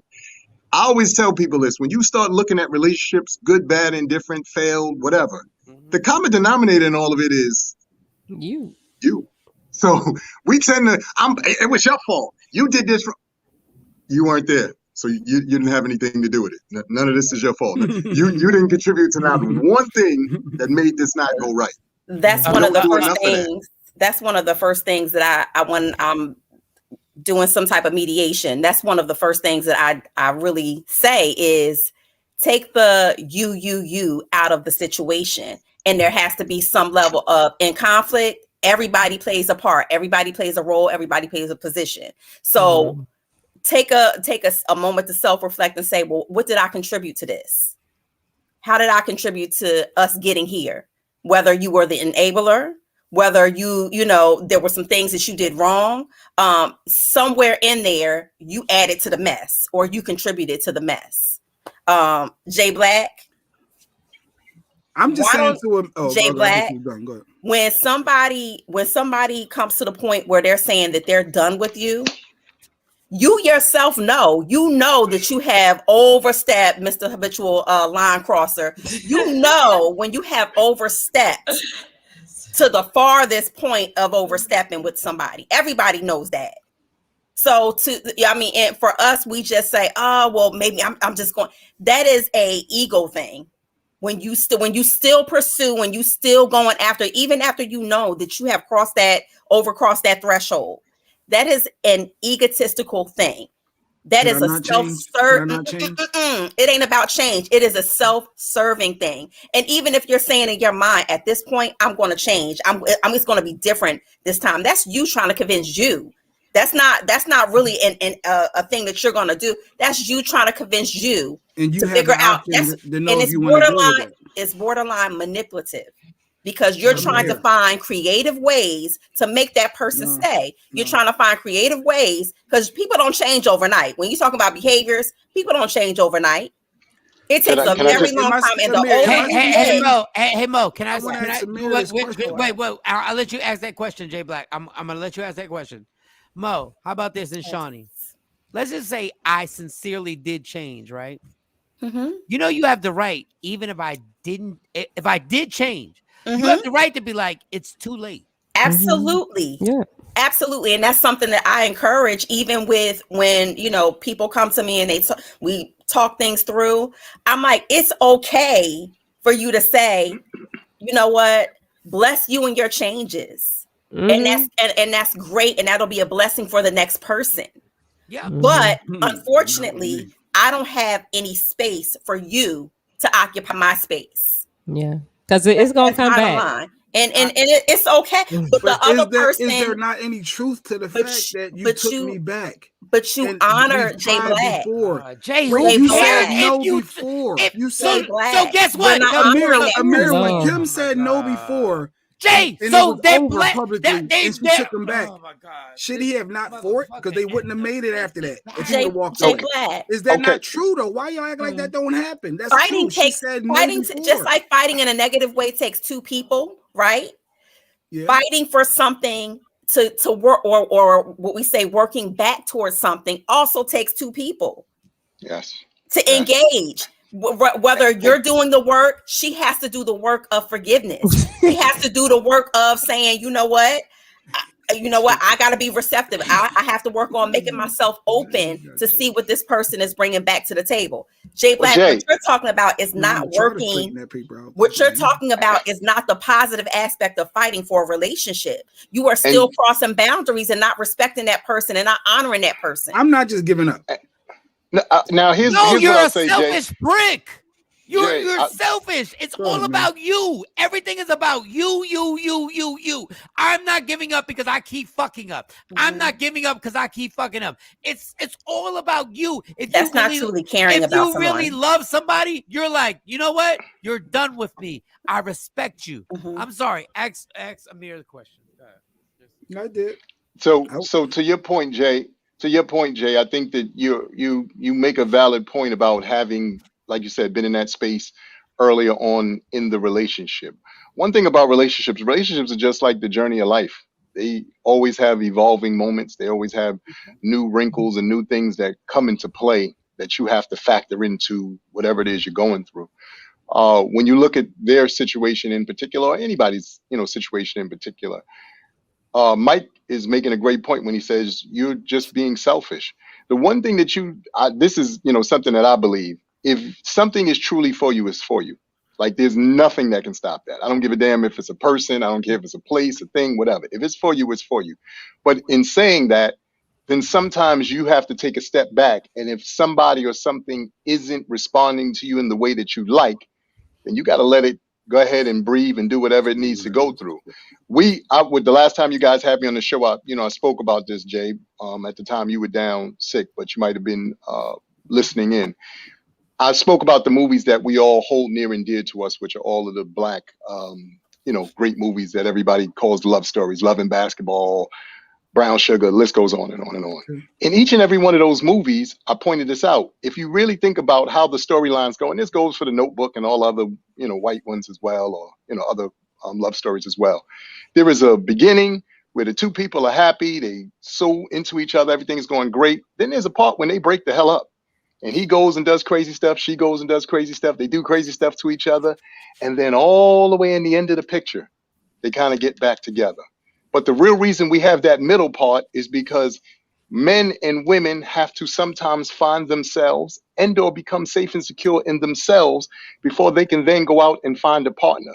One of the real things that we don't preach enough and we don't teach enough is the fact that if you don't like hanging out with you, if you don't like you, how do you expect somebody else to come in, make you whole, and then be a part of whatever it is you're trying to do? You don't like you. But you're assuming that person don't like themselves. Hold on.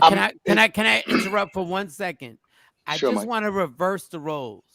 I just want to know when Jay Black says he forgives somebody 4 or 5 times and then he's tired of it.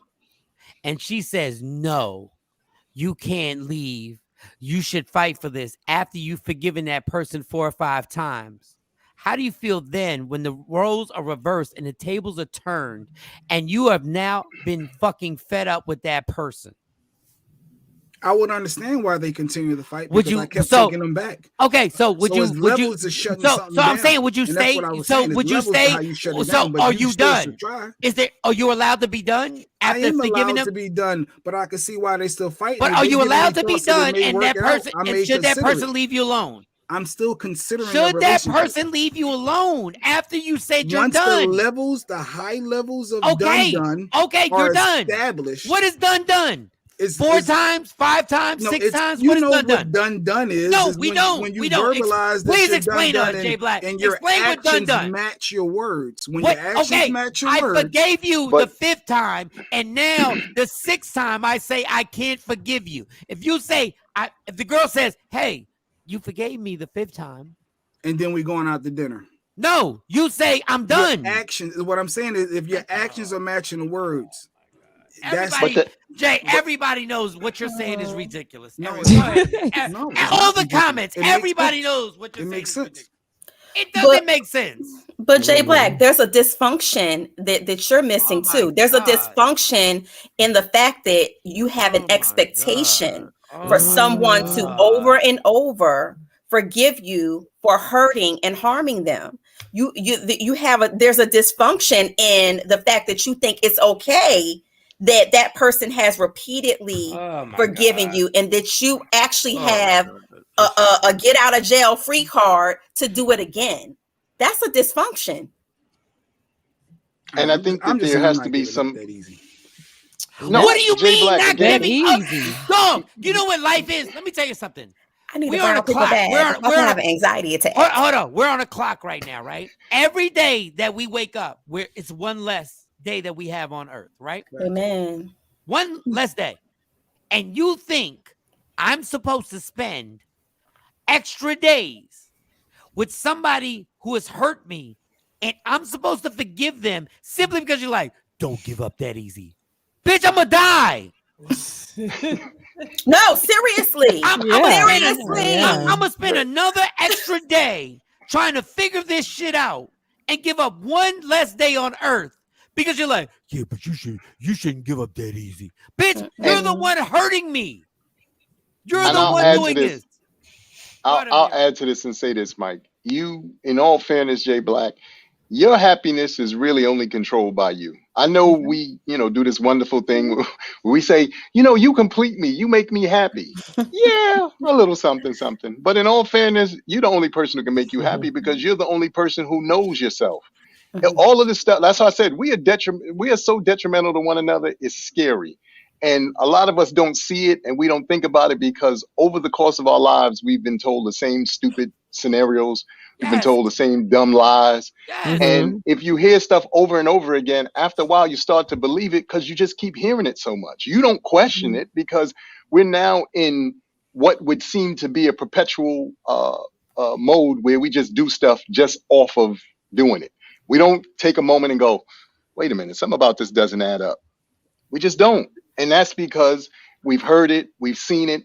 We talk to our friends sometimes and our associates and coworkers, and we say the same dumb things to them. So then we go, you know what? That makes sense. No, it doesn't. When you put somebody in a space where they really truly have to withdraw from you, regardless to whatever it is you did to put them in that space, you got to think about that. That is not an easy place to be where every time I speak to you, see you or whatever, I get anxiety, I'm upset, I'm frustrated and all that. Nobody's supposed to live like that. That's not one love. person. That's not love. That's a dysfunction. And the one thing I will say this, and I'll bring my personal relationship in. Stacey has dealt with my shit, and I thank her and I love her. If Stacey leaves, guess what? She will find happiness again.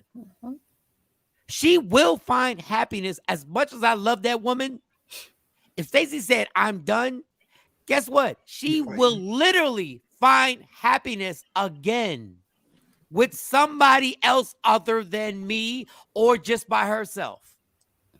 So this thing was like, you got to keep working for it. You got to keep working for it. As soon as Stacey says she's done and then she call you the next day, Mike, did you get dinner? Did you eat? Her actions, are you gonna? Oh, I got a chance. So does her caring? So does a person being done with you in the relationship mean that they cannot still care about you enough to? Like what Mo said. No, that is not a mixed signal. That is saying I am done with the level of relationship that we have. The type of relationship we have, I cannot continue in this space. But that does not mean that I don't still care about your well-being. That doesn't mean today, because I said this relationship is over and we're living in the same house, I hope you go in a corner and die somewhere and I wouldn't even spit on you if you were on fire. No, it doesn't mean any of those things. It just means the juncture and the journey that we were on, I cannot continue on. if me and Stacey are no honor longer that. together, yeah. And thank you, Mo, because if me and Stacey, and God forbid, I'm not praying on this, God, please, I want to be with her for the rest of my life. But if we're not together, I don't care where she's at in life. If she ever calls me for help, I'm going to help her. If she ever needs me and says, I need to talk, can you please meet me someplace? I'm going to meet her. And that's not an indication that she wants to be with me. We're not 17. It's an indication that she knows I love her and she knows she can actually ask me a question and I'll tell her the truth. It has nothing to do with like, oh, you're leading me on. But that's part of your relationship and that's part of your journey. You know, when you talk about your mate, you have, and I'm hoping, because I know not all people have this, but when you have a mate, you have a friend, right? You have a lover. Your mate can have your relationship with your mate can have different boxes and different dimensions to it. Just because the journey of us being together as a couple or being married ends doesn't mean that we can't evolve into another type of relationship. Co-parenting is part of a relationship. J Black, every end to a relationship doesn't have to be so dysfunctional and doesn't have to be this severe triangulation between you, your kids, and your ex-wife or ex-husband. It just doesn't. But because society paints it that way, like, oh, the baby mom or the bitter ex-wife or the bitter ex-husband, we play into that narrative. It does not have to be that way. But you have to respect when somebody says it's over. And I think to add to that too, we also have to understand that, you know, we talk true love. I preface this because I think that we always say things like, you know, I really love this person. And I always tell people, if you really love somebody, then you don't have these boundaries that everybody seems to have. I don't give a damn who you are. Are you supposed to have boundaries? Yes. But when it comes to love, again, if you truly love somebody or love something, then you let it go, especially if you cannot provide what they truly need. That's real love. Not, you know what, I'm going to keep you in a headlock and keep you locked in the basement. Ain't nothing love about I'd rather that. you, like I'd Mo rather said, you that's sad toxic. with me than happy with somebody else. Yeah, that's not love. Real love allows you to go, let you go on, figure out, you know, where you want to be. So, and again, support, because one of the, you know, things that we tend to forget is the support part is more paramount than the actual saying, I love you and all this stuff. A lot of us don't know how to tell the people who we are involved with, whether they be your significant other, you married, I support you. I really do want to see you win. And these are the ways and things that I'm going to do to hopefully help you get to that point. We don't do a lot of that. We don't say thank you. We don't say please. Hold on. No. I'm going to do it. Hold on, Amir. Hold on, Mo. Go ahead. I'm going to do what Jay Black does. Let me read these comments. No, that's what I'm like, Dave. What are we Let doing, me read Dave? these. Let me irritate Jay Black. No, put the comments up. Put the Ain't no motherfucking comment. comments I ain't up. see no comment. But There we go. There you David Byrne go. said, yes. It's controlled by Jay Black. Jay Black is in love with himself. Jay Black misunderstands everything people tell him. No, he doesn't. Jay Black just likes dictating and being in control of every single thing. Y'all all fought for relationships. So. But I'm for nobody healthy. said we're not supposed to fight for relationships. We're saying we're supposed to respect people who say it's over. I don't know how that's hard for you to see. Like when somebody says it's over. At some point. And how about if you really love somebody, you would support them in their journey from healing from you. Then they say the black man ain't in the house with the kids. The black man breaking up. No, because when you say in the household as a father ain't got no father in the house. Don't do that. The black man shouldn't have been cheating. The black man shouldn't get his dick sucked in the champagne room. The black man shouldn't be coming home at 5:00 in the morning. Stop. And we're not going to support toxicity in the household just to have for the sake of having a human figure in the household. No, we're not going to do that. We're not going to do that. We're going to support healthy relationships. And sometimes the healthiest relationship that you can have is to not be there. Look, I'm like I said, full transparency, and that's why I love these kind of platforms and people really talking. If you're gonna talk, tell the whole truth.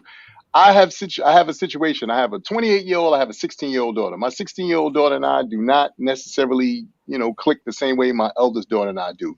But that has to do with some of the issues that her mother and I had we were much younger when we had her, and the headspace that we were both in. But we've recently had the opportunity to have a real heart-to-heart conversation and clear up some things. This is what I mean about healing. You could be mad all you want about he or she did or didn't do this or do that. Have the real conversation. Explain to your significant other, explain to your child's father, explain to your child's mother why things went left. Mm-hmm. And be honest. Don't sit there and go, well, it's partially. No, you played a role in it. They played a role in it. But be honest about the roles that you played, and then have the same conversation with your children, because what happens is mom or dad or your children only hear part of the conversation. When you're on the phone and you're talking to your friends and you say something that seems or sounds out of line that you think your kids are out of earshot and they hear, then they think to themselves, mom or dad doesn't love me because of the way mom or dad is talking about mom or dad. So there's a lot of stuff. That's why I said the healing process that we need is way bigger than what people are talking about and what we're really truly responding to. And until we start doing that, we're always going to have these issues. It needs to be a dialogue, and you're absolutely correct. Can you put Kelly J's? Because Kelly got a lot going on. Put Kelly J. When I first told my ex-husband I was done, I was taking him to his sister's house, and he tried to jump out the car. He tried to kill himself anytime when I would say I was done. And that's the manipulation. That's a severe. All I say, respect somebody when they say they're done, and don't bring up, well, you forgave me before. Well, it's not happening. You know what? There've been times when cops have pulled me over and not giving me a ticket. Mm-hmm. And the next time the cop pulled me over, I was like, yo, the last cop didn't give me a ticket. No, bitch, you're getting a ticket now. Mm-hmm. Now it's done. Now you're going to jail. Like, you can't expect people to forgive you because of what they did, because of what they did in the past. You got to be like, this is what they said. It's over. This is the consequences to my behavior.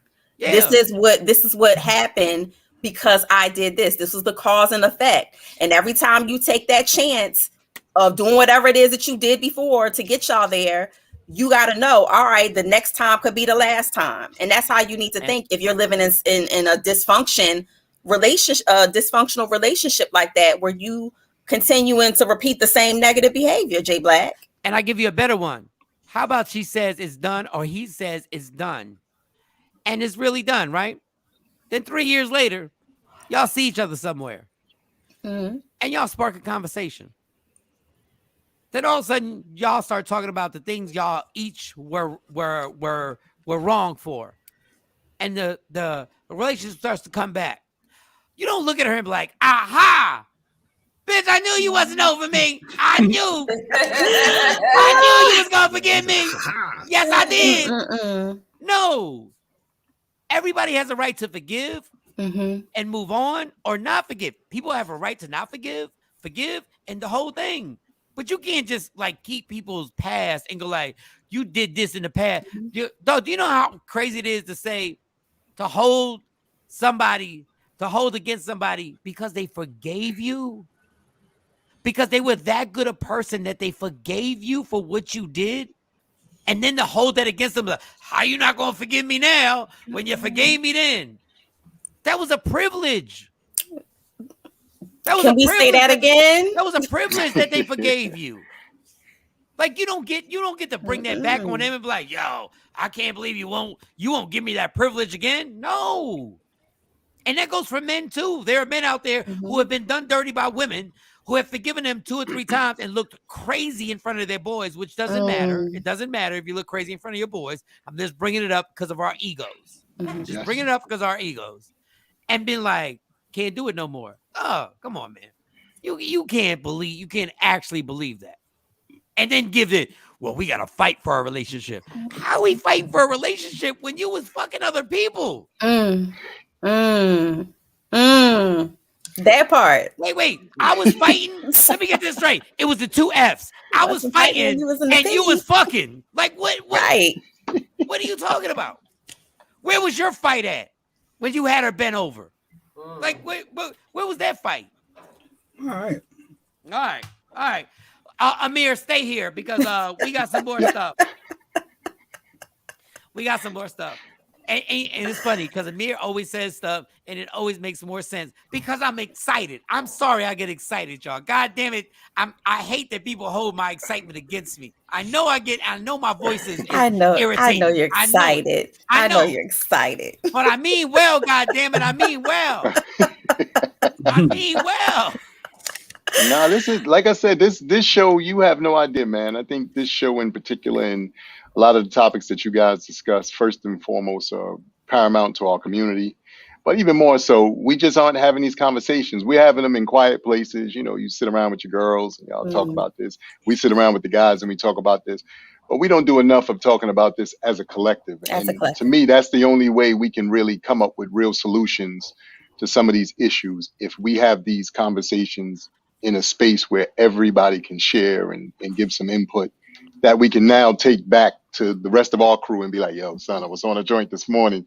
You should have heard some of the things that was being said. We're not doing enough of that. You know, like I said, we keep regurgitating the same 5 or 6 stupid things that we've been hearing our whole lives. And I'm just sick. Personally, I'm just sick and tired of it because I see the effect that it's having on us as a whole. And Amir, I mean? and I'm not making an excuse for us in our age range. We were just trained wrong. Yes. We were just told the shit that we were told was just wrong. And my dad didn't mean to tell me the wrong shit. He thought he was telling me the right stuff because that's the way relationships were. Like my mom and dad were both back then. But what we were trained was she's supposed to be a really good girl. And you're supposed to find her. And then you're supposed to run these streets. Literally, when I was 10 years old, by uncles that I love, and old OGs that I love, they literally told me before I heard any rap songs, you got to have a woman at home, and then you got to have a woman in the streets. That's what I was told. Now, if you hear that at 10 years old, I don't care, you know, who you are, you got to think about the impact and how that really affects you. And that's why I said when I was on here the last time, the same thing for, you know, for our ladies. When they start in kindergarten giving you Cinderella, Rapunzel and all these, you know, varying Snow White and all these varying stories, that has a profound effect on you because what happens is you take those stories and you think to yourself, you read them over and over again. Oh my God, he came and he kissed her and she woke up and things went, you know, beautifully after. No, it didn't. Right. But they don't tell you that. So then you grow up with that ideology and thinking to yourself that makes sense and it means something when absolutely not only does it not mean anything, but it's a horrible way to damage a child. But and that's what it does. As a guy, I was never told once in my life that cheating on a woman was wrong. Wow. Ever. Wow. I was never told in my life that cheating on a woman was wrong. And a lot of women are raised in a household where they're like, if the man is taking care of everything, so what if he out there in the streets and he got somebody, as long as he come home and bring his paycheck home, you know, the old adage of, well, did he beat you? Is he paying the bills? He ain't do nothing like that. Oh, he just out there laying his thing on the table. Leave that man alone. He work hard. That is a very old and archaic philosophy that has really shaped the way that our generation looks at relationships and looks at marriage and operate in marriages. And that's why a lot of marriages are not successful. That's why you have a lot of people who are very unhappy in relationships and marriages because they are looking at that old adage. Well, my mama said he ain't beating me. He paying all the bills. You know, I guess this is how it's supposed to be. And it's not. No. And when I was young enough to watch husbands come home at like 3 o'clock in the morning and complain that their food wasn't hot. Think about that for a second. I was watching men come home at 3 o'clock, 4 o'clock in the morning and complain that their food wasn't hot. Dog, it's the most. Shut up, Jay. But the fact of the matter, but you know what it did is it planted that seed in my head, and Lord. I didn't realize the pain that you were putting the other person. I didn't know the pain that the person that I love.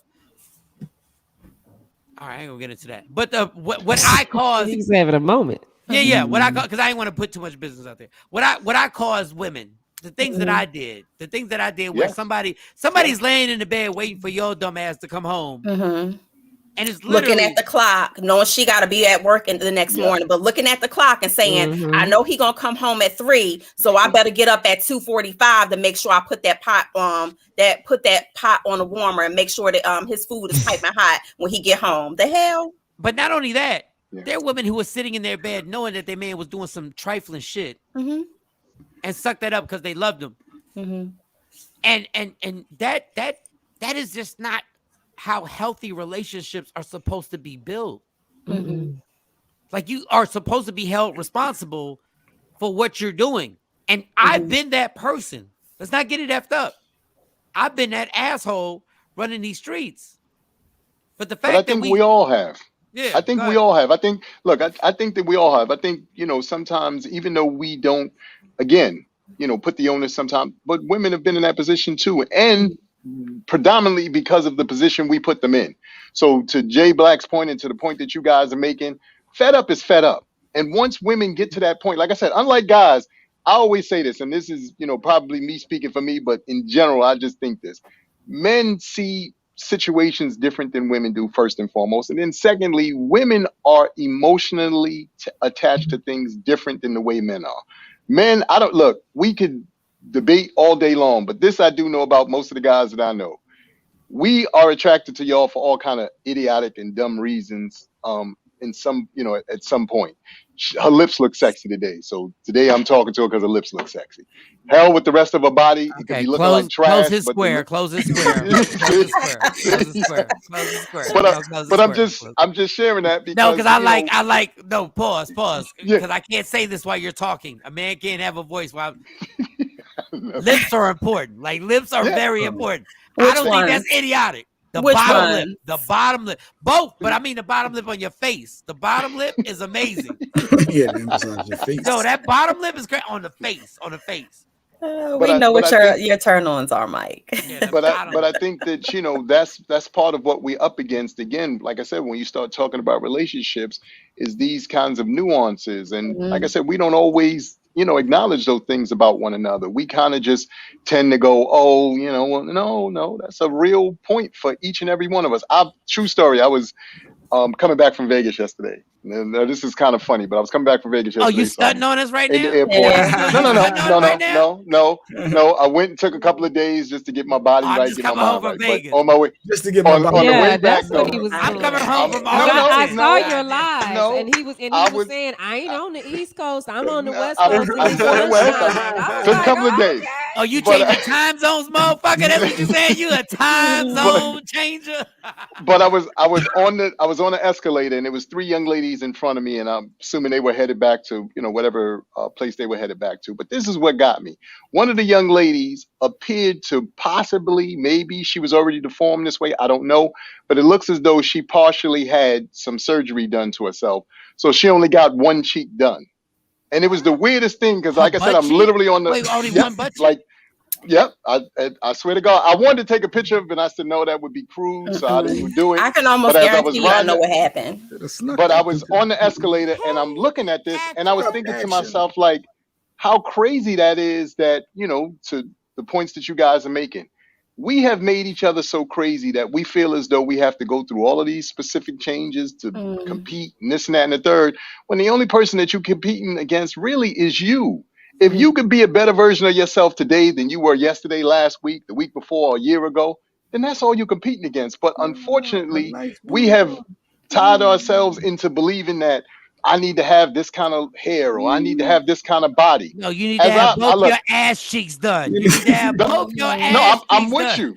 I'm with you. But to see this young lady on the escalator and thinking to myself, like, Ma, if you didn't have all of the money, or like, Sexy Mo, I'm sure is going to chime in, or it didn't turn out right, then what were you doing? Like, sometimes you gotta just say no. Yeah, she may have been in the airport to go to get corrective surgery, because what happens is all BBLs are not, the natural BBLs. They may have put an implant in that may have deflated. It may have been a surgical reason why that implant didn't take, and they had to take it out. So it could be multiple reasons why that was that way. I've seen that before. Hold up, Mo. So yes. Okay, I'm gonna sound stupid right now. Y'all gonna play me, and we got to take a black and mild break. I'm gonna charge my phone, and we'll come back. Amir, chill here. If you want to chill, if you have to go, then you can. You can be out.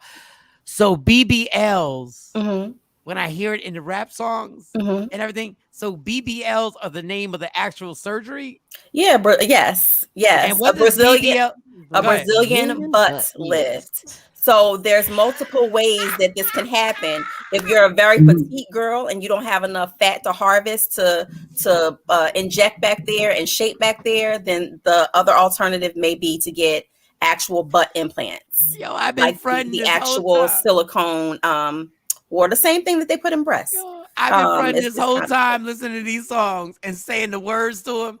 I had no idea. I knew it had something to do with a butt, but I didn't know the exact butt Brazilian. That is the procedure. That's what they have coined the procedure to be, which is still fat. Normally it's fat harvesting, where they take fat from other parts of your body, specifically ones that will hold and take, and they inject and shape your body. But hold on, let me write this down. But Brazilian butt lift. And they call it that because they say the women in Brazil have nice derrieres. Butt lift. Wow. I had a story about Brazil. Good morning, Patrice. Brazilian butt lift. Okay, BBL. Got it. Now I got it. I was sitting there just singing the songs like, yeah, BBL. And then reading people's caption and shit like that. I was just going along with it. I said, I have no idea what they talk about. There's levels to BBLs. There's levels to BBLs. I see. Yeah, BBL's gone wrong. Yeah. Some people have really nice BBLs, and you don't think they have a BBL. They have natural BBLs. They're called natural. I just want to say BBL, just because I know what it means now. BBL. All right. Let's take a 3-minute BBL break. If only. Okay. Let's take a 3-minute. I used to want one. And then, why do you need a BBL? BBL? Did too. I wanted one too, and then I was like, I used to want one. I had put my coins aside and I was going to do it. And thank goodness that I did not do that to myself. And it has nothing to do with me not loving myself. I think we all got something on our bodies where we're like, I think that could be, tweaked a little bit more. I had just had a kid. And of course, social media, going back to what you said, Amir, is this what men want? Is this what attracts men? I wasn't married. I wasn't engaged. Didn't have a boyfriend at the time. But certainly there's a lot of dangers to it. And, y'all going to get the body that God gave me. Y'all going to get this winter body all year round. All right, Mo. Mine had everything to do with me not loving myself. Me wanting to do it. Shawnee, shut your ass. But she telling the truth. And I believe in that. I think that we have to, again, that's what I'm saying. There were so many, generational traumas that we're dealing with, and including that what she said right there. Look, Mike, because we old enough to remember, and I always make people laugh with this. We came from the generation where, you fell into certain categories. She had a bunkie. She got an ass. Yeah. We had different categories. Y'all had names. So, but yeah. But hold on, because everybody's gonna take this the wrong way. I saw a Shawnee. I never heard of bunkie. I heard of bunkie. In New York, there was a bunkie. Okay, New York, it's a New York thing. But in Shawnee's defense, and y'all can take this way you want to take it, she came to the comedy show with a sweatsuit on. I don't know why you was looking for a BBL. Like, it don't look the same now. That's what I'm saying. Like, but I saw it at the comedy show. You're seeing me now. You didn't see me like 97.9 to be. No, my shape was different, and so I wanted to get back to like that swimsuit picture. So that's why I was trying. But you got to give and take. You can't have that swimsuit picture and have a fat ass. Yes, you can. No, you can't now with surgery, but I had a fat ass with the swimsuit body. But you was little. You was a skinny little. You was 100. You was like 97 pounds. You can't have a 97-pound fat ass. That's like a crackhead having a fat ass. I'm only 5'1". Shawnee, put that picture up when we come back. She wanted to be slim fit. We're gonna take this BBL. We're gonna take this BBL break and have that little 90-pound picture. And Amir's gonna be here, and we're gonna judge if there's any possible way. Fresh start. with no cert. Jay Black, we already took a fresh start. You lost. We destroyed you. Right. I can admit it. We destroyed you. Like your comments and opinions. We might almost black it out your square. I don't know. All right, 3 minutes, y'all. All right, Michael Shawn, Takeover Legends, and Amir, if you can get on, you're on your phone, right? Yes. Are you on your phone, Mo? If you can try and see if you can get. I'm gonna try to get in the club again. All right, y'all. 3 minutes. 3 minutes. Black and mild break. We'll be right back.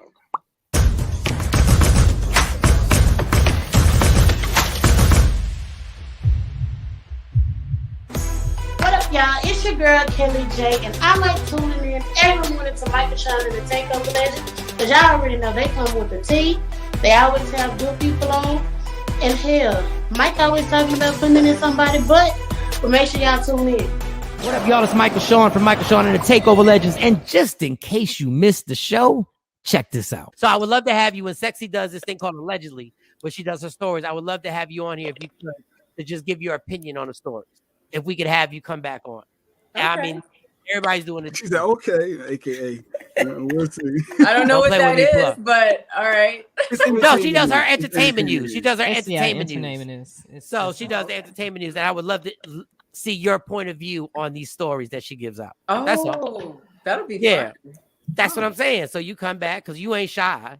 No, you go because I know you go. So when we come back, your mind is only in one spot. Oh no, I'm not even talking about that. Girl, please. I would. You just made me say, "Girl, please." You just did Girl, please. You just made me a grown ass man say, "Girl, please." Search Media Room 360 on all streaming platforms. Michael Shawn and the Takeover Legends. Yeah.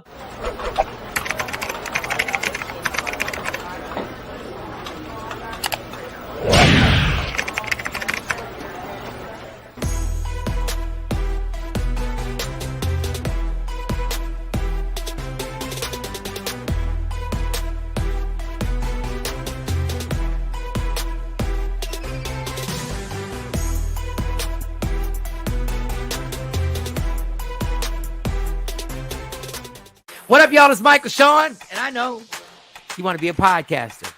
You want a successful podcast. You want to give your views and opinions, but you just don't know how to do it correctly. That's why you got to hit up ShawneeScott.com. You want to be on radio, and you want to know how to build your radio career. ShawneeScott.com. She's done all of this. I've worked alongside her for years, and I will tell you the information that she can give you is on a value level that I can't even put a price on it. All you have to do is go to ShawneeScott.com. Your future, right now. That's it. Michael Shawn. Yeah.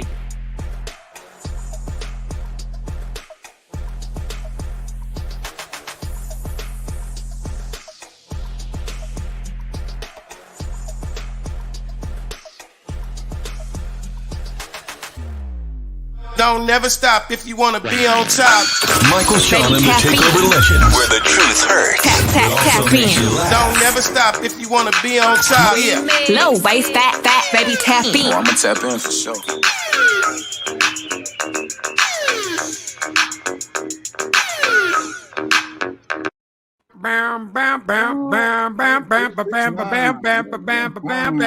Michael Shawn and the Takeover Legends. Today is, what's today? Tuesday? Tuesday the 18th. Tuesday. Yes, Kelly J said, I just want to say my eyebrows were on point in that video. Yes, they were. Go ahead, Kelly J. Rep yourself, girl. Rep yourself. If you feel you look good, goddamn, them eyebrows were on fleek. It was they don't say fleek no more. Stop it, son. No, they was fine. I'm old as fuck. Like this. I ain't gonna lie. I just found out what BBBLs. I didn't even know that. BBL. Oh, BBLs. All right, so I got that. BBLs. All right. I'm trying to think of what. All right, we got the mom dealing with the bully, and then we got T.I. claiming he is one of the greatest of all time, and he can stand with anybody. And then we got. Then we got the subject. We got the ones. Hey, J. Marie. Oh, let me shout out all the people that rock out with the apparel. Let me shout out Woke Up Inspired You can go to that website and rock out. You can get She just made me a straight out of quarantine shirt. Since straight out of quarantine. I'm fresh out of COVID. Fresh from COVID. So she played around. I like it though. No, that's dope. That's dope. I like that. And then my cousin Old School Cat at Old School Cat on Instagram, and then J Marie Poetry.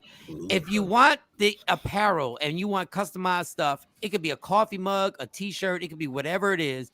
We got people who are really making it happen. So once again, Woke Up Inspired, Old School Cat, Dirty Words Apparel. Oh, and J Marie Dirty Words Apparel. She has the workout gear too. And she got the workout gear. And J Marie, I see you on it. I see you with the tights. I see you with the tights. Don't get me inappropriate. Don't get me inappropriate. She switch up her hair for you too, Mike. Yeah, she just got her hair relocked. I was like, "Go, girl! All right, I see you." I said, "Where you get them BBL from? Where you get that BBL from?" You're not supposed to be looking, Mike. No, I look. I was on Instagram. I was like, "What is going? Okay, all right. Or do y'all want a relationship topic that we got 3 guys and 2 women? Allegedly, or you just doing we're gonna do the allegedly. I just want one topic and tell me if y'all think okay. I'm gonna ask the 2 individuals this. Amir, wait, Mo, you ain't got no stories? I got stories. She always got stories. Are you sure? I always got stories. Okay, all right. Don't get sexy on me. Wait a second. All right, fellas, I'm gonna ask Amir this question, and ladies, hold down because I'm coming to y'all. Amir, have you ever cried in front of a woman? And when I mean cry, I don't mean cry to get away with a lie. Like a lie, you trying to tell a lie and you want to drop tears. Have you ever literally cried in front of a woman where your soul was hurt, your heart was broken? And do you think the woman looked at you differently afterward? Do you think the woman looked at you differently afterward? Honestly, I don't know. I do know that I've, been in a situation where I cried, but, for me personally, those moments for me were things that I know I needed to address in that moment. So I didn't care what she looked at me, snot bubble and all. I didn't that wasn't the thing. My thing was trying to. You did a Michael Shawn, you sobbed. Trying to get through. Yeah, I'm trying to get through the moment, and I'm trying to, get myself into a better headspace and a better energy. When looking back on it, if I look back to those moments, because there was a few of them that happened, I don't think that they looked at me any different. What do you mean a few? How many is a few? Sounding soft. Well, probably I want to say at least 3 that I can remember off the top of my head, but they were varying moments. I had now to be again transparent. I had a young lady who I was dealing with. She was pregnant by her ex with twins. Ooh. She was pregnant by her ex with twins. And I was still, wanting to be with her and, all this stuff. I was going to raise the twins like they were mine. And so that's what I'm saying. Sometimes you go through we go through some things. See, people don't, that's what I said. People don't want to tell their stories. You was a good man, Amir. You was a good man. People go through some things. Let me tell you something. That's why Amir be. But at the time. Go ahead. At the time, go ahead. But at the time, what was going on is I was in a headspace, with this young lady in particular, and I knew that the relationship she was in was a bit abusive. And even though, again, she was having these beautiful children by this man, I was like, this dude is a freaking asshole. And I was like, why are you with him? And, sometimes this, again, being full transparent, you could see things that people are going through and you want to be there to help them, good, bad, and indifferent. If you, again, truly love them or, you have that, and it's not easy because you go through the process, and then when it doesn't work out in the way that you hoped or anticipate, now you got to deal with the consequences of that. So, like I said, I've had a few situations, but I don't think that they looked at me any differently. I think, to be honest with you, they looked at me after it was all said and done, was like, me is built and wired a little bit different. He ain't maybe like, regular people. So what's the payoff? Whoa, Jay, whoa. Your turn. Have you ever cried? No, I want to know his payoff. Was he the baby pappy dad? Were you the stepdad? No, it wasn't. He knew it didn't work completely. Okay. I didn't know if he's trying to fight for it or not. But anyway, what was your question? No. God. Wait a minute. He's such a dick. That's why nobody likes him in real life. Nobody likes him. I'm the only one who loves this dude. Like really, like I'm in. All right, go ahead. And Lady Q. Yeah, So she Jay called Black. me a stalker too, so I got words for her. So Jay Black, have you ever cried in front of a woman, and do you think she looked at you differently if you did? And everybody, if you can get on IG Live, please get on. You want honesty, right? No, I don't. Yes. I don't cry. Fuck. I don't cry, and no, I didn't cry in front of a woman, and I don't cry. I think that's a sign of weakness, personally. But I don't do it. That was my honest answer. Please okay, go ahead. So you don't cry because you think crying is weakness. I don't cry in general. Yeah, I mean, I really don't. All right, so let me go to. It sounds crazy. No, I didn't say anything. No, I know what you're thinking. Shawnee, has a man cried in front of you, and did you feel differently about him after that happened? Yes, and yes, and no. You gotta explain. Yes, he did cry in front of you, and yes, you felt differently about him. Yes, so dudes have cried in front of me, and some I have felt differently about because it depended on what they were crying for. No, they were hurt. Oh no, I didn't feel different about them being hurt. No. So it doesn't change the situation, doesn't change the relationship because you saw your man cry. No, absolutely not. She was about to say something else. She was about to be honest. No, I mean, if they're hurt, somebody died, something happened. No, you hurt them. You hurt them. Oh, I hurt them? Yeah, you hurt them. And they crying? Yeah, you meanie. You fucking meanie. You hurt them. You hurt them. Y'all know Shawnee. Y'all already know Shawnee. Fuck you crying for? No. Yeah, I'm like, what you crying for? What is these tears for? What is this about? Because you hurt my fucking feelings, Shawnee. Okay, that's why you hurt my feelings. How did I hurt your feelings? Because you were mean. You're a meanie. Because you're a meanie. Okay, well, I'm sorry for being mean, but I just don't understand the tears. I don't understand the tears. I mean, what did I do to make you cry? Because I can't punch you in your face, so I had to cry. So I had to cry. Because I hurt you. I'm hurt. You hurt my feelings. But what did I do to hurt you? What you said to me was mean. What you said. Okay, so yeah, that has happened, and then that has been said. That what you said to me hurt my feelings, and I'm like, but all I told you was the truth. All I told you was the truth. So don't be mad at me because I told you the truth. Now, as I have gotten older, I have learned that I can tell the truth, but maybe I need to say it a different way. I don't have to. The way you say it, it's the delivery. Brutally honest, but I told you the truth. Deal with it. What do you mean deal with it? I'm crying. I can tell somebody to deal with when they crying. Deal with it. I mean, that's what I appreciate people that are brutally honest with me, but that's how I was raised. So it doesn't. But my mom and my grandma, listen, they was brutally honest, and so that's what I grew up with. And that's how I would handle. Do you say sorry? Do you at least say sorry afterwards? Like, yeah, I have no problem apologizing. But when you crying, I'm like, what are you crying for? And I have to even check myself and my kids on that because they'll start crying about stuff, and I'm like, what you crying for? But hey, that's their truth. So I just have to, I had to learn to do that. But now a grown ass man, because I done told you the truth. This is what you asked the question. This is why guys be killing themselves. They're like, why did he kill himself?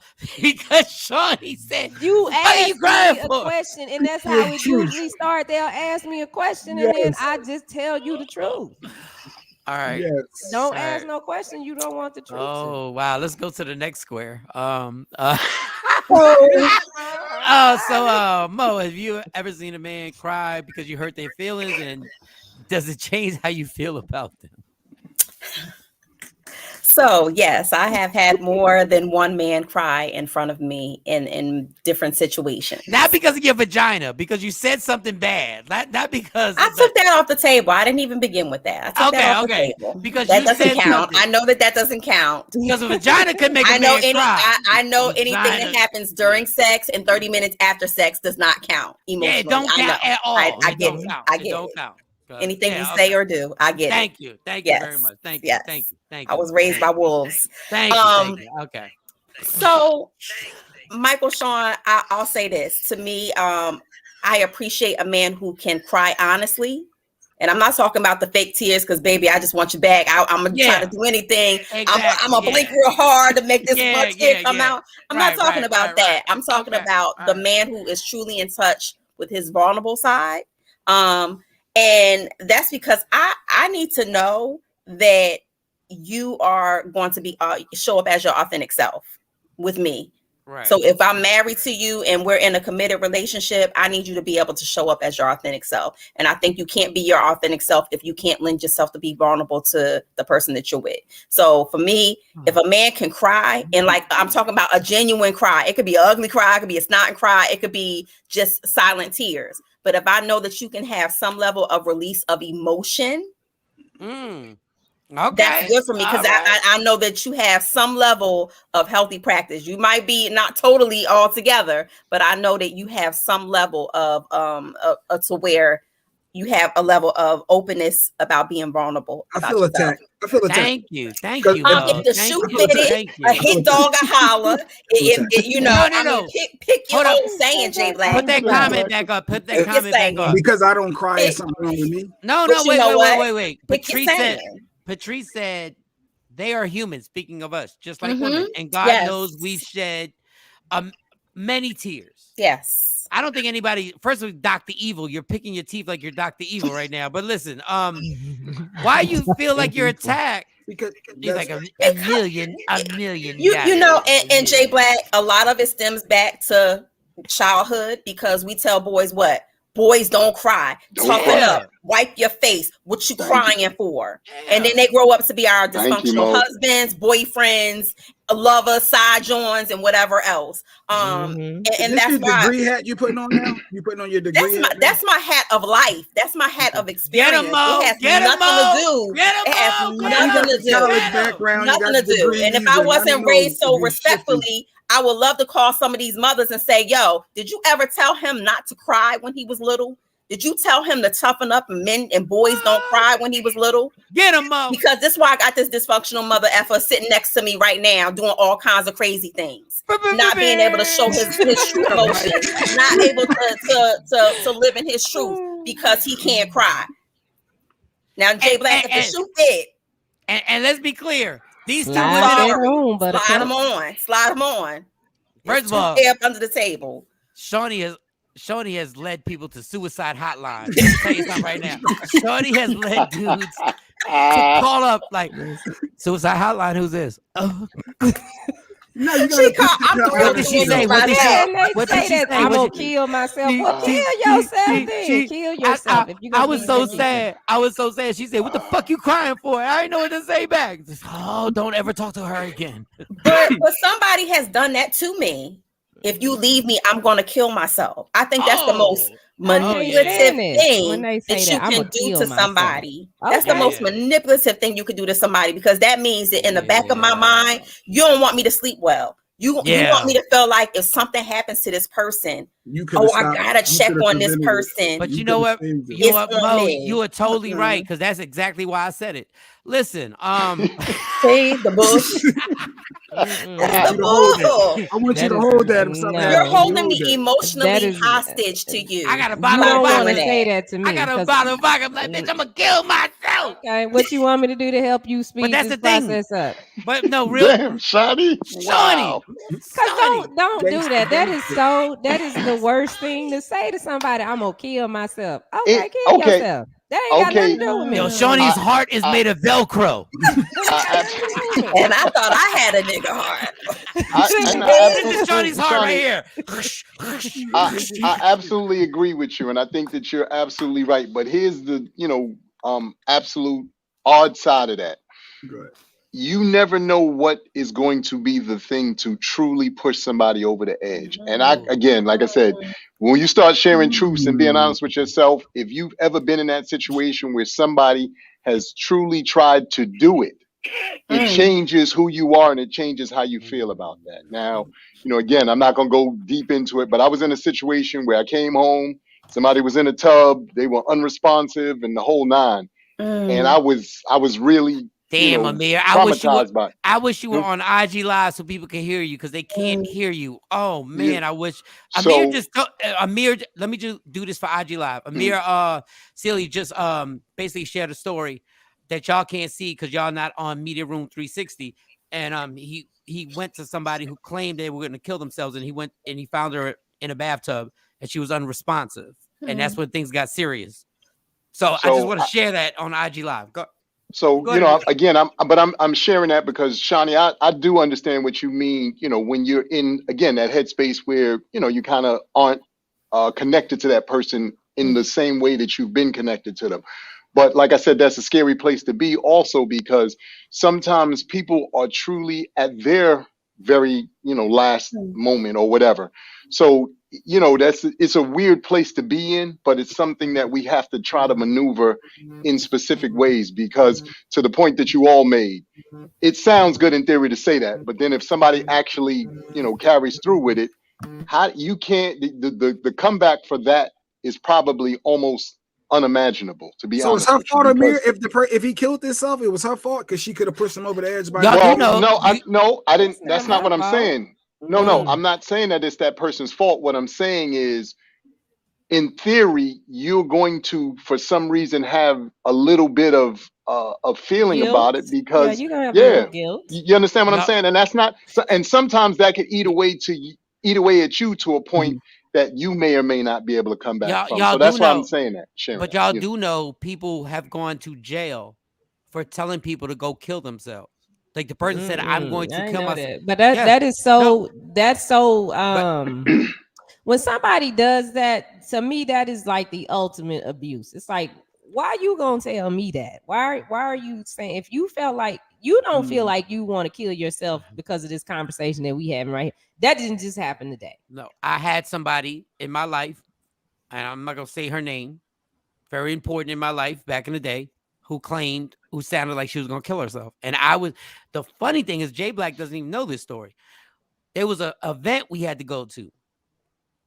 And we were doing something at the Felton Supper Club in Philadelphia, this hood spot. And I was supposed to go there. And the relationship was 1,000% over. 1,000% over. Like done. And this person started sounding crazy on the phone. I'd never heard this person sound like that before. And I literally had to drive and not go to the event and drive in the rain. And I had to stop in a rest area off of the turnpike. And I had to call 911 and tell them, you got to go into this house. And you got to, and they were like, oh, are we allowed to bust down the door? And I said, yes. I drove all the way down. Mind you, this relationship is 1,000% over. I drive all the way down there. When I get there, the door is busted open. So I'm thinking I'm about to see something like Amir saw. But she's not there. So long story longer. Did we get paid for the gig? Like, did you miss No, I didn't even show up. I couldn't even show up for the gig. I didn't even show up. To cancel some money over. Yeah. Oh my God! But I will say I agree with Shawnee and I agree with Amir. When you say something like this, you are really like changing somebody's entire life for a second to actually go up there. Because literally, I drove down in the rain for 2 hours just to get there, just to find out it was a bluff. Yeah, that's selfish. Crying wolf. And that's why I don't want to be with you because you're selfish. But then on the other side, Amir finds out it wasn't a bluff. Yeah. Like, it's really crazy. So like, they told you they was going to hurt themselves, Amir, and you just discredited them, and you think that's what led to it? Like, that's why you took guilt in that? Well, I think that there were, other extenuating factors. At the time, I was in a relationship with this person, but we were, to Mike's point, we had broken up. We were trying to both move on. And at that point, she just really, that didn't matriculate in her head the same way as it did in mine at that particular time.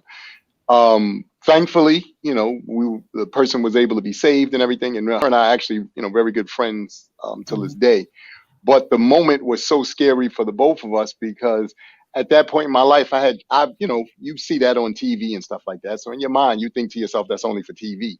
But when you actually experience it, like I said, up close and personal, it takes on a different connotation for you and it takes on a different feel.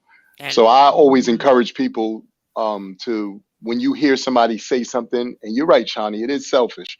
But even though it sounds selfish, and even though it's what you call it, you don't know if they're being truthful in their moment at that particular time. It's the best threat ever. It's the best. So and you gotta kind of, so you gotta kind of, take it with a little bit of credibility, because the end result of it could be, again, somebody not being here. Well, I don't put myself in situations like that now, because if I see the red flag, it's like you ain't got time. Flag on the play. Yeah, it's like, nah, you don't hear Mo. Flag on the play. And I just want to apologize to every woman that I claimed I was gonna kill myself, because I just wanted you to come over. I just wanted you to come over. That's what I'm saying. And Patrice, fortunately, like none of them went through with it, Patrice. They were just saying it was a control thing to try to keep me there. And that was my fault, because I kept allowing the same type of man in my life. I just missed you. I had to change all that. I miss you. I want you going out to the club. But those who have experienced it, like even yourself, Amir, I implore you to release yourself from that too, because that is a heavy burden to bear. Number one. And in the selfishness, suicide is, people say it's a cry for help. It is, some point or some level, a level of selfishness, because people who try to commit suicide don't think about the loved ones that they leave behind. They don't think about the people that it impacts. It's just a very, very self-centered, escape. If you want to say, but I just want to say this for the people, let's just say this for the people who use it as a bluff. It is very disrespectful to use it as a bluff. Just because you don't want your girl dancing reggae at the club, you should not say. Not a wall dance. You should not say. Just because it's ladies' night and they got male strippers, you should know. I'm gonna kill myself.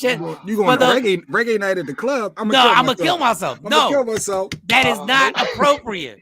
That is not appropriate. You ain't going there and then it loses its effectiveness, right? You're going to because after a while you be like, I'm gonna kill myself. No, you look down, you be like, you know what? You right here. It's a bottle of Vicodin in my bag. You got it. I'm gonna be back at 3. I see you at 3 because you know that the person continues to use that as a method to keep. Yeah, because once it's a front, like a woman don't even say bye, bitch. You be like, die, bitch, and be out. Like, it's you crazy. See what I'm saying? And then it changed from I'm gonna kill myself to I'm gonna kill you. Now that's whoa, because you ignored it. Wait, whoa, that got dark quick. Wait, Shawn. Whoa. And Mike, you went through some of that with me. Mike experienced some of that with me. If I can't have you, nobody can. If somebody say that to you, run very far. It's not cute. It's not sweet. It's not a method of love. It's not a show of love. Run fast. I don't know what vitamins Shawnee has in her vagina. I don't know what protein shake she has in her vagina. But my dudes is really catching feelings for real. You can see the progression. If you say I'm gonna kill myself and you don't get the reaction, and then it turns out, well, now I'm gonna kill you. I can see how someone could snap. No, I don't know what type of sea moss Shawnee has in her vagina. Not the good old sea moss. She uses chlorophyll, Mike. She uses chlorophyll on the regular. Okay. I know motherfuckers be on the run trying to get back to the vagina. They be getting chased down by helicopters. I'm like, what? Like I be looking at her like, something you need to tell me. Like, what do you have? What's going on? Is there a type of like a gentle mousetrap you have? Now you see why the gun was on the counter when red snapper. The red snapper. But I went to Shawnee's house. Amir, I know I told the team. I went to Shawnee, nice Shawnee, super track mom, super like, she's in tune with everything. Like if I asked Shawnee, if I said Shawnee, even though I've never asked for anything, if I was Shawnee, can you please bring me a bowl of soup because I'm sick? Shawnee would be on my door knocking a bowl of soup, and I'm like, God, this is the sweetest girl ever. Then one day I went to the house and she had a Glock just sitting on the table, like just sitting there, like. Just wide open, like just sitting, like Jay would have fell in love. I was like, Shawnee, what the fuck is this? Shawn was like, oh, my bad. I forgot to put my Glock away. First of all, you got sea moss in your vagina, and you got a Glock. They go hand in hand. I was gonna say, beautiful combination. Look, in this day and age, in this day and age, like Mike, we got to preface this because I know we're a little bit older than some of the other team members possibly, but Right. back in our days, we didn't look. You was either great at sex, and that gave you carte blanche for various things, or you were terrible, and people just talked about you. There was no in between. There was no this, that, the third. You were either good or bad. That was it. Thank God I'm batting 1,000. See, and that's a real bad report card.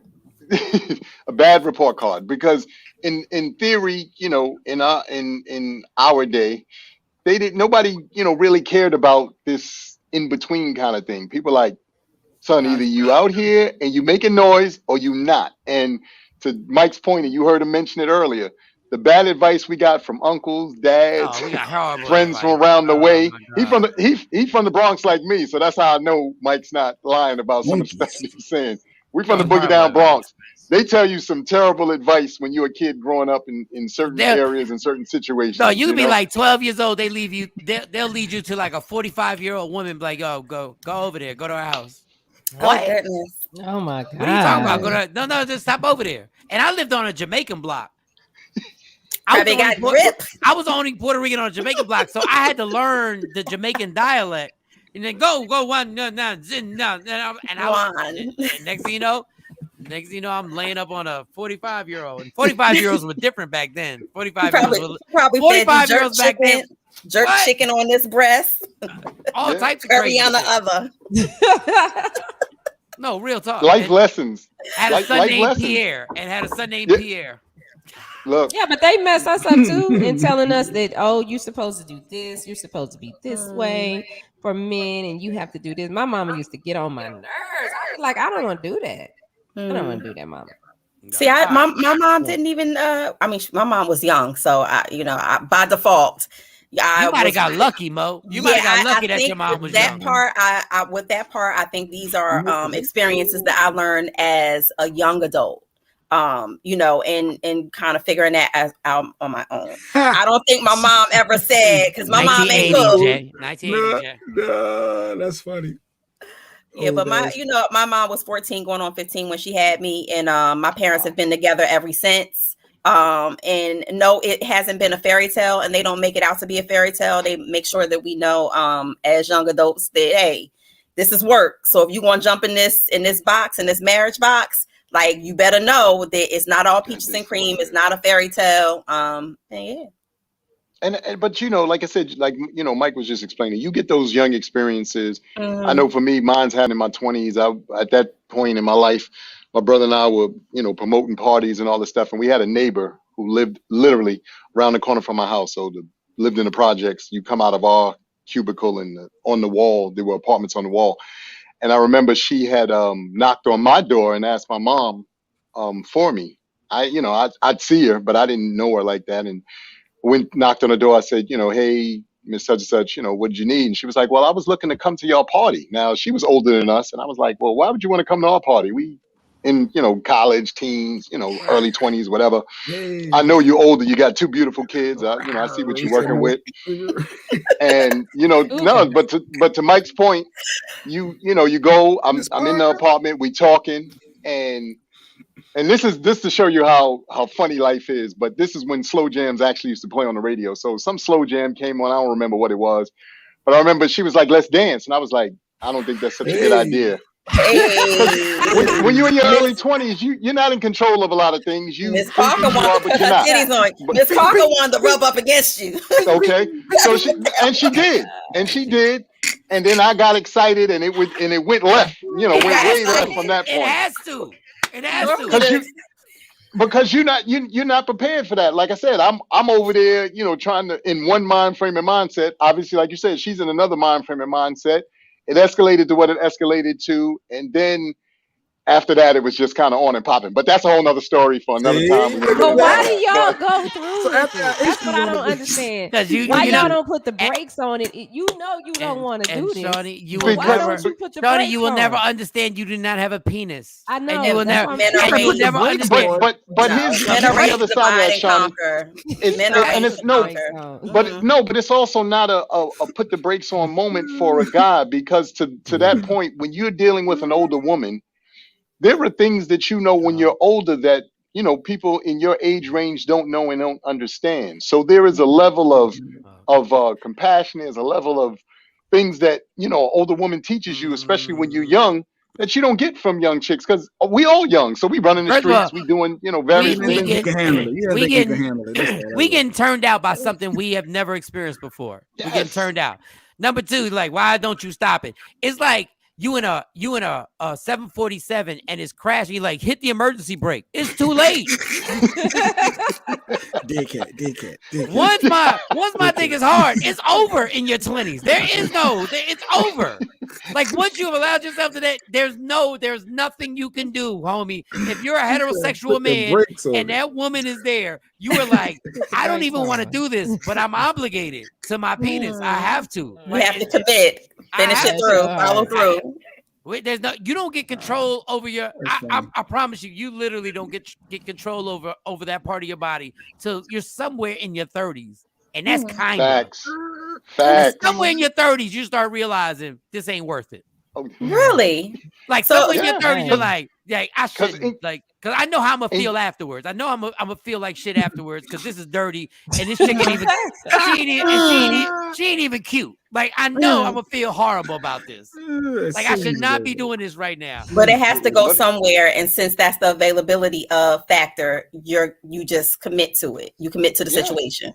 Not to mention, Mo, there is like I said, you are going through and experiencing things that you can't wait to call your boys up and go, yo, let me tell you what happened. Because they don't even understand it. They ain't been in that position. Yeah, they ain't been in that position. Look, like I said, I grew up in the project. So when you grow up in the projects, or you grow up in a community, there's always that one lady in the community that all the dudes like. I don't think that there's always one lady in the community that all the guys like, and they are scheming on her and they trying to figure out how to get to her.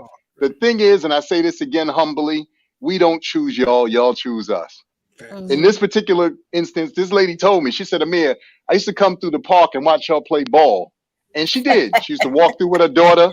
She watched us play ball and all that stuff. And now you got to had on gray sweatpants. And now you had on gray sweatpants. You had on them gray b-ball shorts. But you playing ball and all that stuff. So you caught up in the moment. But in my heart and in my mind, I'm praying for the opportunity. Now that's what you do, because you put it in the universe and you hope that you get that shot. Then sometimes that shot comes sooner than you think, and then now you're like, oh, wait a minute, I was praying for this, but I really wasn't prepared for what's supposed to happen now. And that's how things go, We got to wrap this up. And I'll just say this. When men realize, when they get mature, they realize they can't even be in a situation. Men know, I don't allow myself to get in the situation of being, you don't even get, you want to have some drinks? Nope. Wow. No.